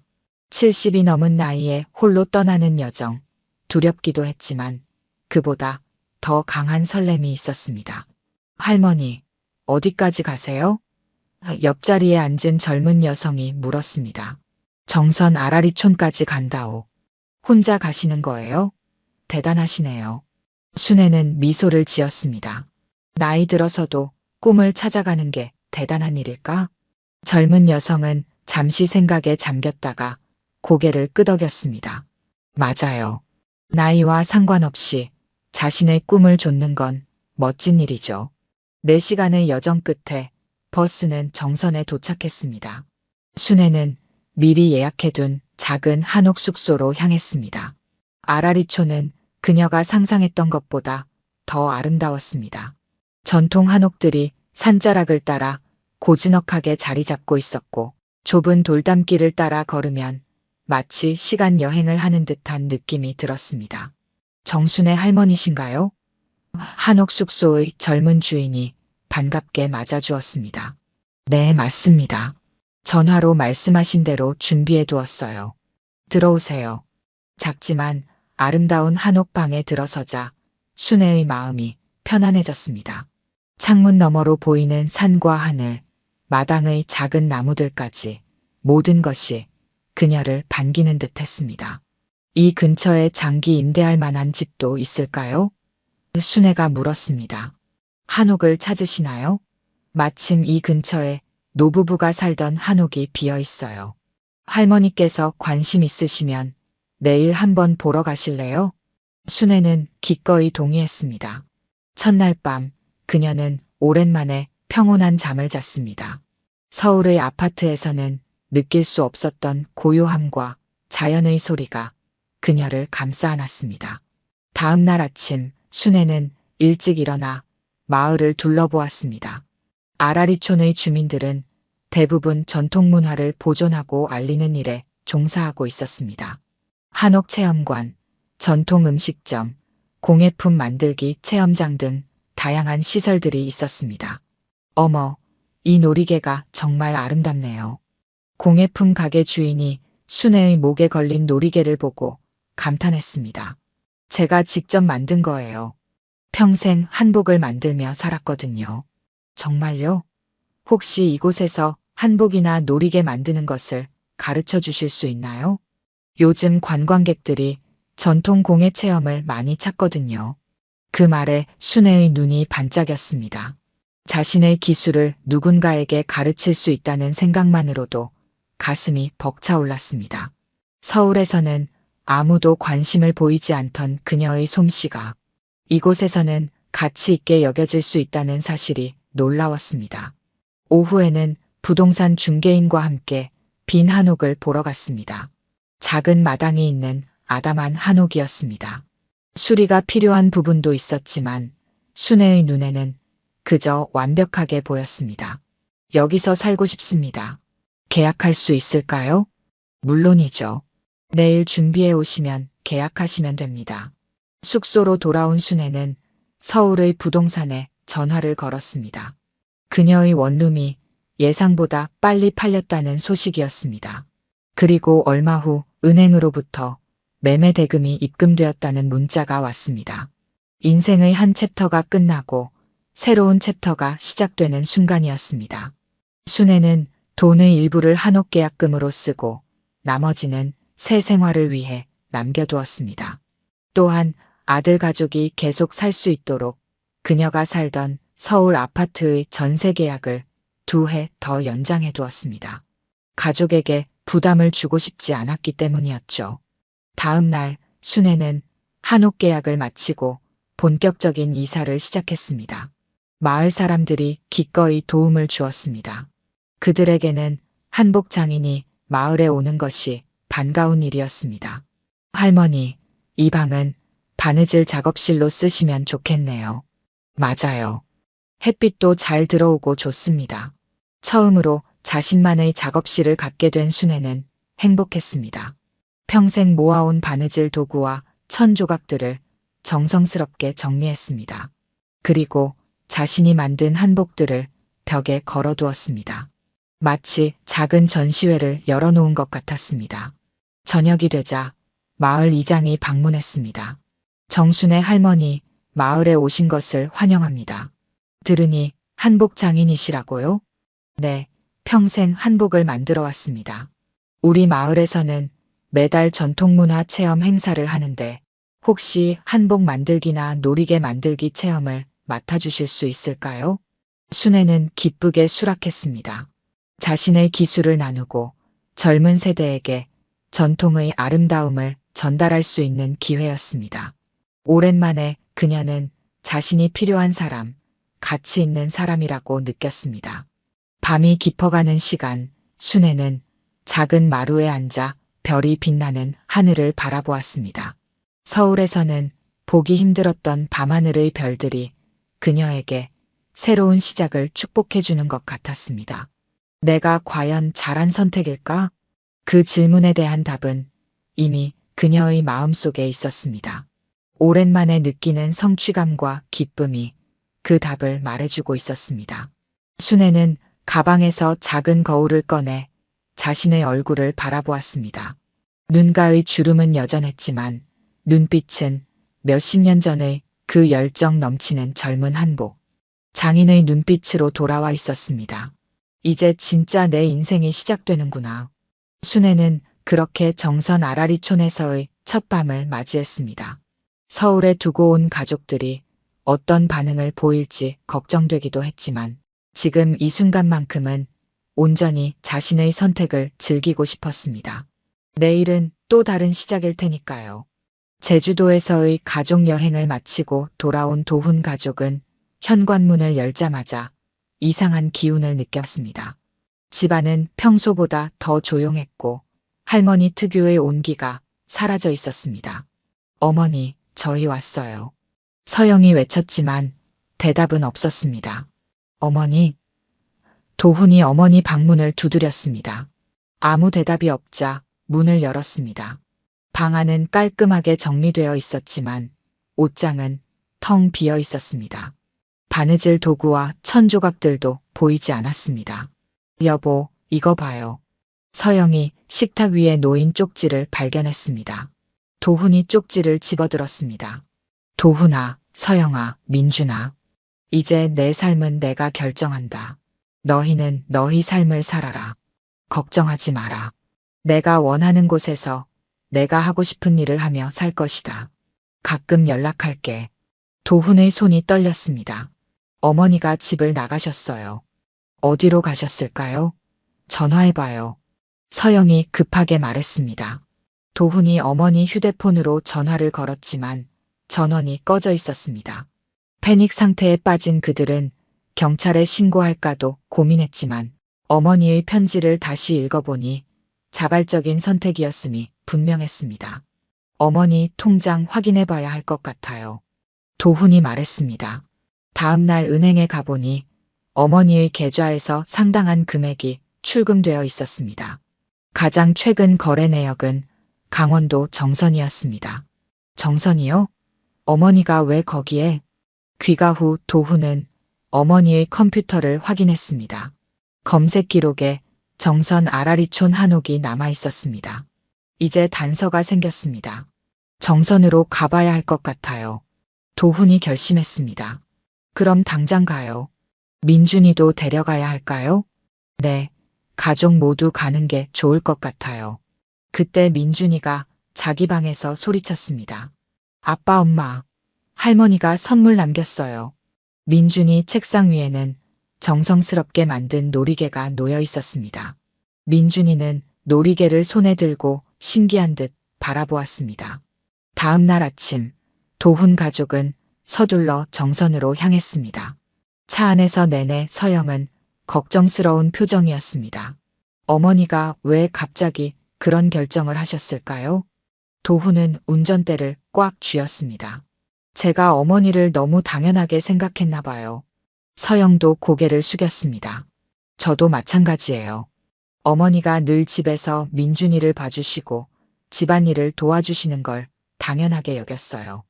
뒷자리에서 민준이가 할머니의 놀이개를 만지작거리며 말했습니다. 할머니가 이걸 진짜 손으로 만든 거예요?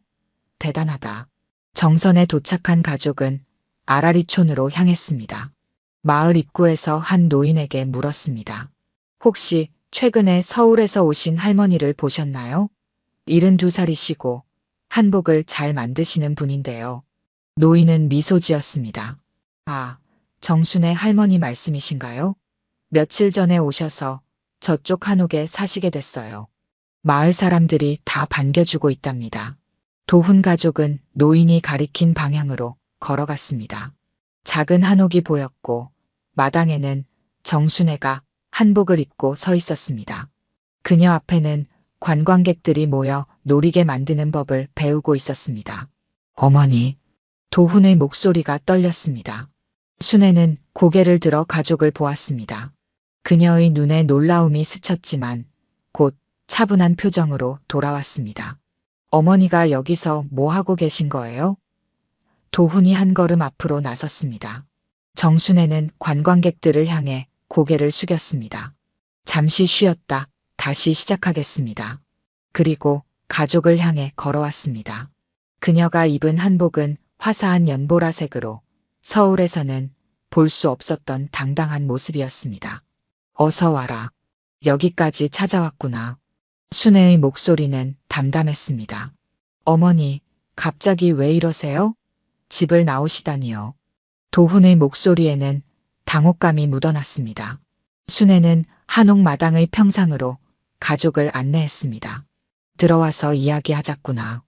한옥 안으로 들어서자 아늑하면서도 전통적인 분위기가 가득했습니다.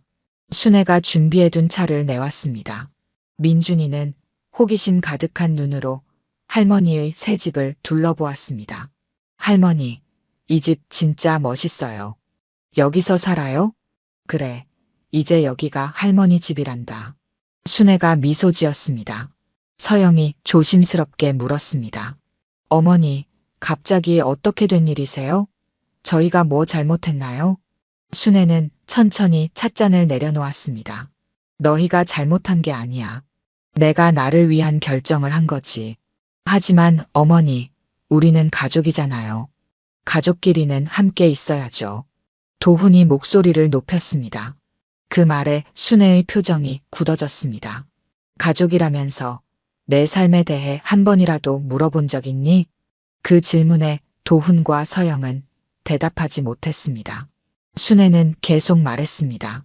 내가 한복 만드는 것을 얼마나 좋아하는지, 내 꿈이 뭔지, 내가 무엇을 원하는지 한 번이라도 물어본 적 있니? 난 그저 집에서 민준이를 돌보고 집안일을 하는 사람이었을 뿐이야. 그게 아니라 어머니는 우리 가족에게 중요한 분이시잖아요. 도훈이 변명하듯 말했습니다. 중요하다면서 제주도 여행은 왜 너희끼리만 갔니? 순애의 목소리에 서러움이 배어나왔습니다. 서영이 깊은 한숨을 내쉬었습니다. 정말 죄송해요, 어머니. 저희가 어머니의 마음을 헤아리지 못했네요. 순애는 창밖을 바라보았습니다. 마당에는 아직도 관광객들이 기다리고 있었습니다. 보렴, 여기서는 내가 필요한 사람이야. 내 손길을 기다리는 사람들이 있단다. 내 기술을 배우려는 사람들이 있고 내가 만든 한복과 놀이개를 귀하게 여기는 사람들이 있어. 도훈은 어머니의 말을 듣고 처음으로 그녀의 입장에서 생각해 보았습니다. 아들로서 평생 어머니를 당연하게 여겼던 자신의 모습이 부끄러웠습니다. 그렇다고 갑자기 이렇게 떠나시면 저희는 얼마나 걱정했는지 아세요? 도훈이 말했습니다. 걱정할까봐 편지도 남겼고 너희 집 전세 계약도 2해 더 연장해 두었다. 내가 살던 원룸을 팔아서 마련한 거야. 그 말에 도훈과 서영은 놀랐습니다.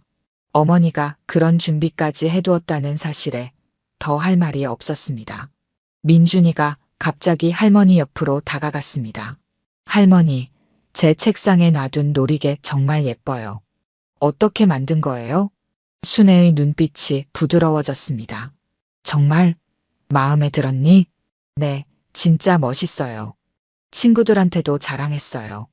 민준이가 순애의 손을 잡았습니다. 그 모습을 보던 서영이 순애에게 물었습니다. 어머니, 정말 여기서 사실 거예요? 서울로 돌아올 생각은 없으신가요? 그래, 이제 여기가 내 집이야. 내 인생의 마지막 장을 내가 원하는 대로 채워나가고 싶단다. 도훈은 더 이상 어머니를 설득할 수 없다는 것을 깨달았습니다. 그는 어머니의 손을 잡았습니다. 어머니, 정말 여기서 행복하신가요? 순애는 처음으로 환하게 웃었습니다. 그래, 오랜만에 진정한 행복을 느끼고 있단다. 그 미소를 본 가족들은 더 이상 순애를 막을 수 없었습니다. 서영이 눈물을 훔치며 말했습니다. 어머니가 한복을 좋아하셨던 이유를 이제야 알겠어요. 한복이 어머니에게는 단순한 옷이 아니라 삶의 의미였던 거죠. 그래, 한복은 내 인생 그 자체였어. 그런데 서울에서는 아무도 그걸 알아주지 않았지. 민준이가 갑자기 물었습니다. 할머니, 저도 노리개 만드는 법 가르쳐 주실래요? 그 질문에 순애의 눈이 반짝였습니다. 손자가 처음으로 그녀의 기술에 관심을 보인 순간이었습니다. 정말이니? 할머니가 가르쳐 줄게. 순애는 민준이를 데리고 작업실로 향했습니다. 도훈과 서영은 마당에 남아 서로를 바라보았습니다. 여보, 우리가 어머니를 너무 당연하게 생각했던 것 같아요. 서영이 말했습니다. 도훈은 고개를 끄덕였습니다. 맞아요. 어머니도 자신만의 삶과 꿈이 있다는 걸 잊고 살았어요. 작업실에서는 순애가 민준이에게 노리개 만드는 법을 설명하고 있었습니다. 민준이의 눈이 호기심으로 빛났고 순애의 얼굴에는 오랜만에 스승으로서의 자부심이 피어올랐습니다. 그 모습을 본 도훈과 서영은 어머니의 선택을 이해하기 시작했습니다. 해가 저물기 시작하자 정선의 아라리초는 붉은 노을빛으로 물들었습니다. 정순애의 한옥마당에는 여전히 도훈 가족이 머물러 있었습니다. 순애는 저녁 준비를 위해 부엌으로 향했고 서영이 돕겠다며 따라갔습니다. 어머니, 제가 도울게요. 괜찮아. 내가 손님이니 앉아 있으렴. 서영은 그래도 부엌으로 들어와 순애 옆에 섰습니다. 제가 정말 도와드릴게요. 어머니 음식 솜씨가 그리웠어요. 두 사람은 나란히 서서 저녁 준비를 시작했습니다. 처음에는 서먹서먹한 침묵이 흘렀지만 점차 자연스러운 대화가 이어졌습니다. 어머니, 여기서는 어떻게 지내세요? 불편한 점은 없으세요? 의외로 편해. 아침에 일어나면 새소리가 들리고 맑은 공기를 마실 수 있어. 그리고 무엇보다 내가 하고 싶은 일을 할 수 있다는 게 좋단다. 어머니 한복이 이곳에서 인기가 많으신가 봐요. 그래, 처음엔 나도 놀랐어. 서울에서는 아무도 관심 없던 내 솜씨가 여기서는 소중하게 여겨지니 말이야. 서영은 잠시 망설이다가 말했습니다. 사실 저희가 어머니의 재능을 제대로 알아주지 못했던 것 같아요. 정말 죄송해요. 순애는 손을 멈추고 서영을 바라보았습니다. 괜찮아. 너희 탓은 아니야. 내가 우리 전통에 대한 사랑을 제대로 전하지 못한 탓도 있지. 마당에서는 도훈이 민준이와 함께 앉아 대화를 나누고 있었습니다. 아빠, 할머니가 여기 사는 게 좋은 것 같아요. 예전보다 웃음이 많으세요. 도훈은 아들의 말에 깊은 생각에 잠겼습니다. 어머니가 서울에서 살 때는 그녀의 표정이 얼마나 활기찼었는지 기억나지 않았습니다. 항상 그저 그곳에 계시는 것이 당연하다고 여겼을 뿐입니다. 내 말이 맞는 것 같구나. 할머니가 여기서는 정말 행복해 보이시네. 그럼 할머니는 이제 우리랑 안 살아요? 도훈은 민준이의 머리를 쓰다듬었습니다. 그건 할머니가 결정하실 일이야. 우리는 할머니의 선택을 존중해야 할 것 같아. 저녁 식사 시간, 네 사람은 정갈하게 차려진 밥상 앞에 둘러앉았습니다. 순애가 직접 담근 장아찌와 산나물 반찬이 가득했습니다. 어머, 이 장아찌 정말 맛있어요. 서울에서도 해주셨는데 여기서 담그니 맛이 더 좋네요. 서영이 감탄했습니다. 산에서 따온 나물이라 그런가 봐. 이웃들이 많이 도와주고 있어. 민준이가 호기심 가득한 눈으로 물었습니다. 할머니, 여기 친구들도 있어요? 그럼 이웃들이 다 친절하단다. 특히 옆집 박 할머니는 내가 온 첫날부터 많이 도와주셨어. 도훈이 조심스럽게 입을 열었습니다. 어머니, 솔직히 말하면 저는 아직도 어머니가 왜 이렇게 갑자기 떠나셨는지 완전히 이해하기 어려워요. 순애는 천천히 숟가락을 내려놓았습니다. 도훈아, 내 나이에 부모님이 계속 간섭하면 어떨 것 같니? 너희 가족에게도 너희만의 공간과 시간이 필요하잖아. 그리고 나도 마찬가지야. 내 인생의 마지막 시간을 내가 원하는 대로 보내고 싶었단다. 도훈은 머리를 극적였습니다. 그래도 갑자기 사라지시면 얼마나 걱정됐는지 아세요? 미안하구나. 하지만 너희에게 편지도 남겼고 집도 정리해 놓았잖니. 내가 할 수 있는 최선이었어. 서영이 중재하듯 말했습니다. 여보, 어머니도 나름대로 최선을 다하신 거예요. 우리도 어머니의 입장에서 생각해 볼 필요가 있어요. 순애는 감사하다는 듯 서영을 바라보았습니다. 처음으로 누군가가 그녀의 입장을 이해해 주는 것 같았습니다. 식사 후 도훈은 마당에 나가 밤하늘을 바라보았습니다. 서울에서는 보기 힘든 별들이 가득했습니다. 어머니가 이 풍경을 매일 보고 있다고 생각하니 마음이 조금은 편안해졌습니다. 순애가 다가와 아들 옆에 섰습니다. 별이 참 예쁘지?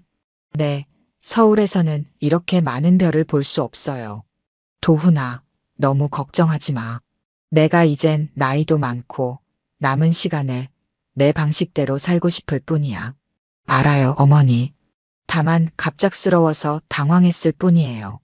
어머니가 행복하시다면 저도 기쁘게 받아들일게요. 순애는 아들의 어깨를 토닥였습니다. 고맙다. 그리고 걱정 마. 내가 완전히 연락을 끊고 살겠다는 건 아니니까. 가끔은 서울에도 갈 수 있을 거고 너희도 여기 놀러 오렴. 부엌에서는 서영이 민준이와 함께 설거지를 하고 있었습니다. 엄마, 할머니가 정말 여기서 살게 되는 거예요? 그런 것 같아. 할머니도 할머니만의 삶이 있으니까 우리가 존중해줘야 해. 그럼 명절에는 만날 수 있겠죠? 물론이지. 할머니도 아까 그렇게 말씀하셨잖아. 완전히 떠나시는 게 아니라 그냥 할머니만의 공간을 찾으신 거야. 민준이는 고개를 끄덕였습니다. 할머니가 만드신 놀이개 정말 멋있었어요. 다음에 또 배우고 싶어요. 서영은 민준이의 말에 놀랐습니다. 평소에 전통적인 것에 관심이 없던 아들이 할머니의 공예에 흥미를 보이다니 의외였습니다. 밤이 깊어갈수록 가족 간의 긴장감은 조금씩 풀렸습니다. 순애는 가족에게 작은 방을 내주어 하룻밤을 묵게 했습니다. 모두가 잠든 후 순애는 혼자 마루에 앉아 생각에 잠겼습니다. 내 선택이 맞았을까? 가족들에게 너무 갑작스러운 상처를 준 것은 아닐까? 하지만 오늘 하루 가족들과 함께 보낸 시간을 생각하니 그녀의 마음은 조금씩 가벼워졌습니다. 이제 그들은 서로를 새로운 관계로 이해하기 시작한 것 같았습니다. 아침 햇살이 한옥마당을 비추었습니다. 정순애는 일찍 일어나 차를 끓이고 있었습니다. 오랜만에 가족들과 함께 아침을 맞이한다는 생각에 마음이 따뜻해졌습니다. 한편으로는 그들이 떠날 시간이 다가오고 있다는 생각에 섭섭함도 느껴졌습니다. 도훈이 가장 먼저 일어나 마당으로 나왔습니다. 어머니, 벌써 일어나셨네요. 아침 공기가 좋아서 일찍 일어났단다. 차 한잔 할래? 도훈은 어머니 옆에 앉았습니다. 둘은 잠시 아무 말 없이 차를 마셨습니다. 어제와는 달리 불편한 침묵이 아니라 편안한 침묵이었습니다. 어머니, 제가 어제 많이 생각해 봤어요. 어머니가 원하시는 방식대로 사시는 것이 맞는 것 같습니다. 순애는 놀란 눈으로 아들을 바라보았습니다. 정말이니? 내가 이해해주다니 고맙구나. 사실 어머니가 서울에서 얼마나 어떻게 지내셨는지 제대로 살피지 못했어요. 저희 가정의 중심에는 항상 어머니가 계셨는데 정작 어머니의 마음은 헤아리지 못했네요. 순애는 아들의 손을 잡았습니다. 괜찮아. 내가 이제라도 이해해주니 그걸로 충분해. 서영과 민준이도 나와 함께 아침 식사를 했습니다. 식탁에는 순애가 직접 만든 전통 아침 상이 차려져 있었습니다. 와, 할머니 음식 진짜 맛있어요. 민준이가 감탄했습니다. 민준아, 다음에 또 놀러 오렴. 그때는 할머니가 놀이개 만드는 법도 더 가르쳐 줄게. 민준이의 눈이 반짝였습니다. 정말요? 약속하셨으니까 꼭 지키셔야 해요. 아침 식사 후 도훈 가족은 돌아갈 준비를 했습니다. 순애는 그들을 위해 작은 선물을 준비했습니다. 서영에게는 손수 만든 천연 염색 스카프를, 민준이에게는 작은 놀이개를, 도훈에게는 오래전 그의 아버지가 사용하던 도장 케이스를 선물했습니다. 이걸 가지고 계셨어요? 도훈이 놀라워했습니다. 그래, 내 아버지의 유품 중 하나였어. 이제 내가 가지는 게 좋을 것 같아서. 도훈은 감동하여 어머니를 꼭 안았습니다. 정말 감사합니다, 어머니. 떠날 시간이 되자 순애는 한옥문 앞까지 가족을 배웅했습니다. 서영이 순애의 손을 잡았습니다. 어머니, 정말 여기서 지내시는 게 마음에 드세요? 그래, 여기서 내 인생의 마지막 장을 멋지게 써나가고 싶구나. 다른 거 필요하신 것 없으세요? 저희가 도울 수 있는 건 언제든지 말씀해 주세요. 순애는 미소 지었습니다. 고맙다. 하지만 걱정 마. 내가 필요한 건 다 있단다. 도훈이 조심스럽게 물었습니다. 그럼 언제 서울에 오실 계획이세요? 글쎄, 당장은 여기 적응하느라 바쁠 것 같구나. 하지만 명절에는 갈 수도 있겠지. 아니면 너희가 또 놀러와도 좋고. 명절에는 꼭 오세요. 그리고 저희도 자주 찾아뵐게요. 도훈이 약속했습니다. 민준이가 할머니를 꼭 안았습니다. 할머니, 다음에 올 때는 제 친구들도 데려와도 돼요? 놀이개 만드는 것 같이 배우고 싶대요. 순애의 눈이 감동으로 촉촉해졌습니다. 물론이지. 얼마든지 데려오렴. 순애는 떠나는 가족을 향해 손을 흔들었습니다. 차가 마을 입구로 사라질 때까지 그녀는 그 자리에 서 있었습니다. 그리고 천천히 한옥으로 돌아왔습니다. 한옥은 조용했지만 이제 그 고요함이 외로움으로 느껴지지 않았습니다. 오히려 평화롭고 안정감이 느껴졌습니다. 순애는 작업실로 가서 바느질을 시작했습니다. 오늘 마을 체험관에서 사용할 놀이개 재료를 준비해야 했습니다. 한편 서울로 돌아가는 차 안에서 도훈 가족은 각자 생각에 잠겨 있었습니다.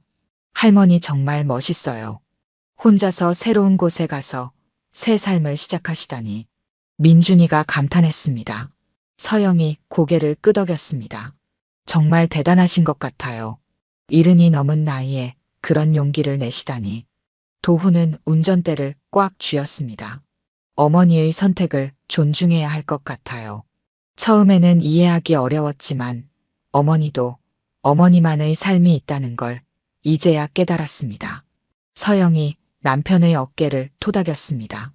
우리가 할 수 있는 건 어머니의 선택을 지지해주는 거예요. 그리고 자주 찾아뵙고 연락드리는 거고요. 집으로 돌아온 도훈 가족은 어머니가 없는 집이 어색하게 느껴졌습니다. 하지만 그것도 새로운 시작의 일부였습니다. 서영은 민준이의 방에 들어가 정리를 도왔습니다. 민준아, 할머니가 주신 놀이개 어디에 둘까? 민준이는 자신의 책상 위에 조심스럽게 놀이개를 올려놓았습니다. 여기요. 매일 볼 수 있게. 서영은 아들의 모습에 미소 지었습니다. 할머니의 선택이 오히려 가족 모두에게 새로운 시각을 가져다 준 것 같았습니다. 그날 밤 도훈은 아버지의 도장 케이스를 바라보며 깊은 생각에 잠겼습니다. 어머니가 평생 간직해온 물건을 이제 그에게 넘겨준 것이었습니다. 마치 세대 간의 이어짐을 상징하는 것 같았습니다. 여보, 괜찮아요? 서영이 옆에 앉았습니다. 네, 그냥 생각이 많네요. 어머니가 이제 자신의 삶을 찾아 떠나셨다는 게 실감이 나네요. 그래도 완전히 떠나신 게 아니잖아요. 우리는 여전히 가족이고 이제는 서로의 공간을 존중하는 방식으로 관계를 이어가는 거예요. 도훈은 고개를 끄덕였습니다. 맞아요. 사실 어머니가 저렇게 행복해 하시는 모습을 보니 저도 마음이 놓여요. 한 달 후 순애는 정선 아라리촌에서 작은 한복 체험관을 열었습니다. 마을 주민들과 관광객들의 호응이 좋았고 그녀의 솜씨는 입소문을 타고 퍼져나갔습니다. 도훈 가족은 주말마다 영상통화로 근황을 주고받았고 매달 한 번씩 정선을 방문하기로 약속했습니다. 새로운 관계의 시작이었습니다.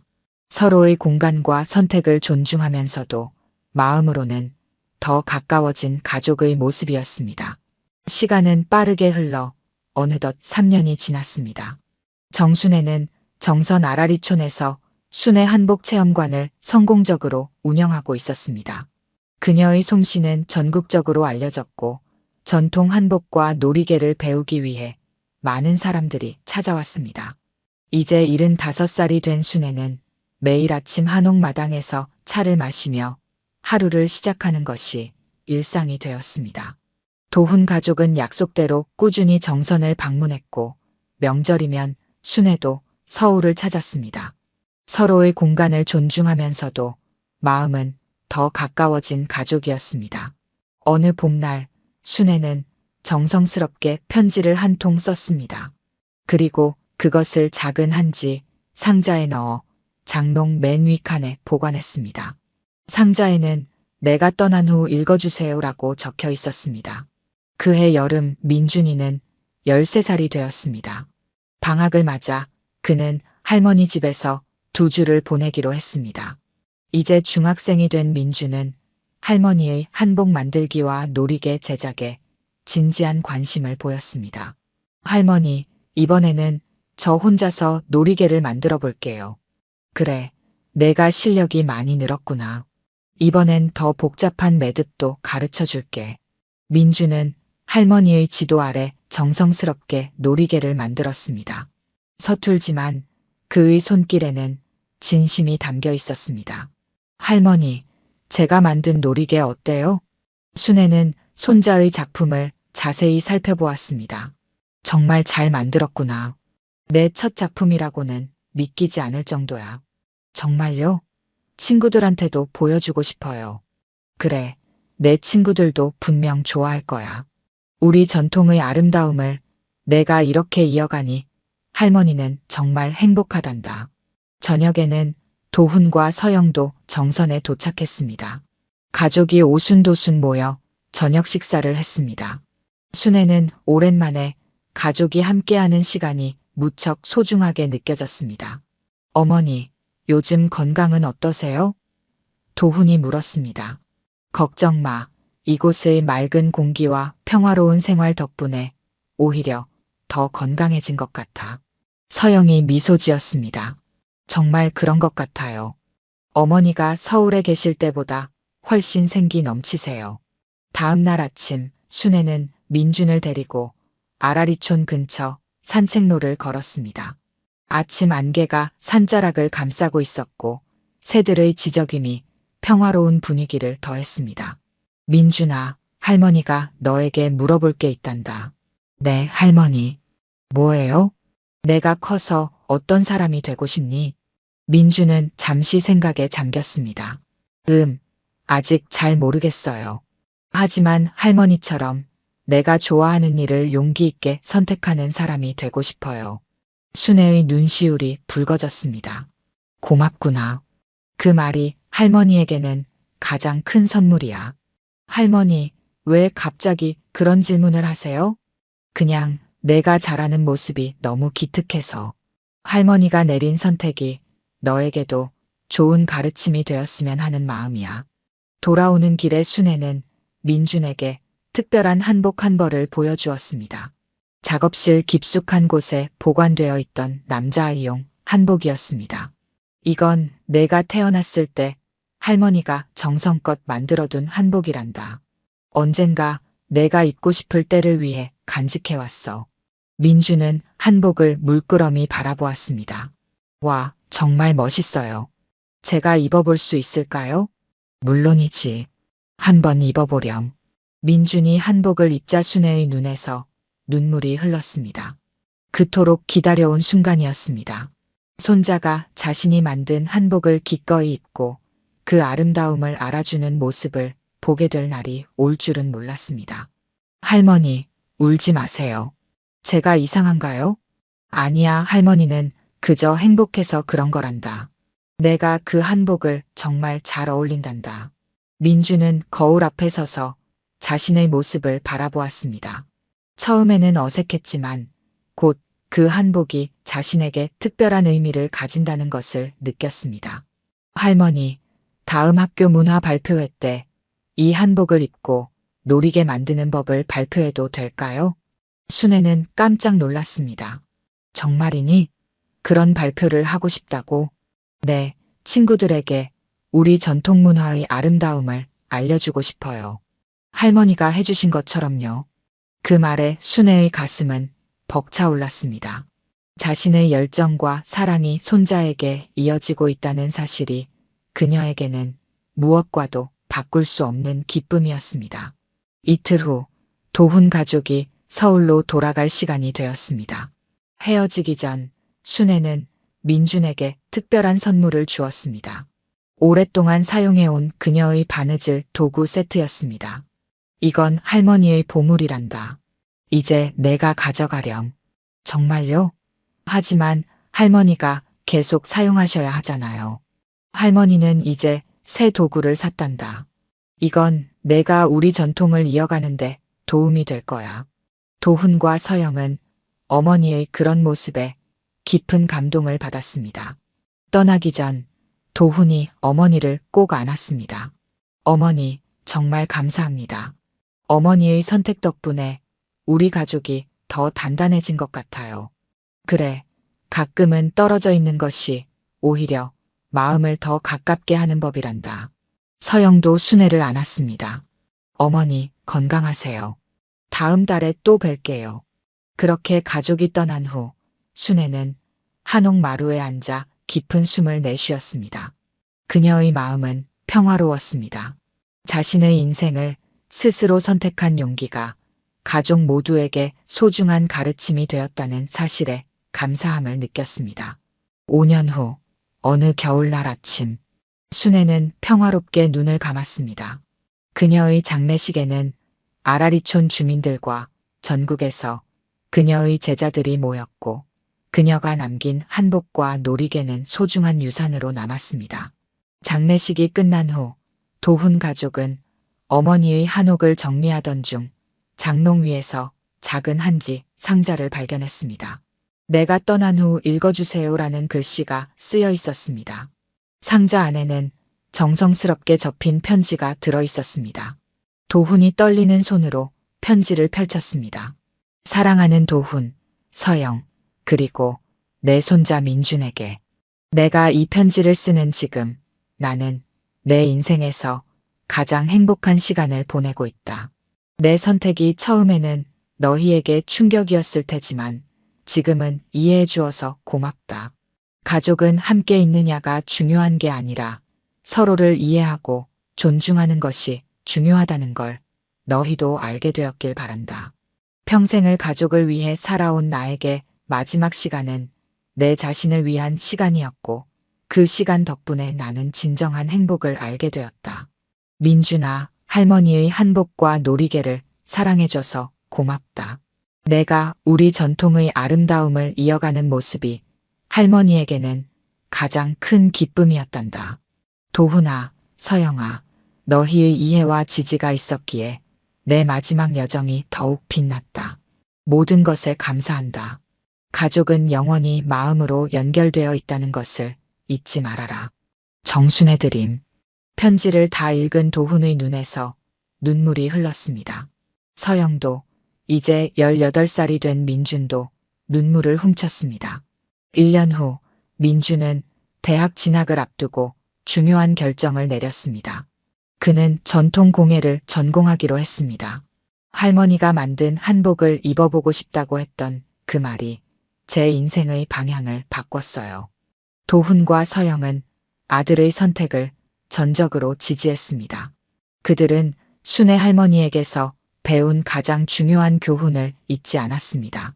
각자의 선택을 존중하고 마음으로 서로를 이해하는 것. 그것이 진정한 가족의 의미였습니다. 오늘 들려드린 이야기가 여러분의 마음에 작은 울림이 되었기를 바랍니다. 이야기가 좋으셨다면 좋아요와 구독 부탁드려요.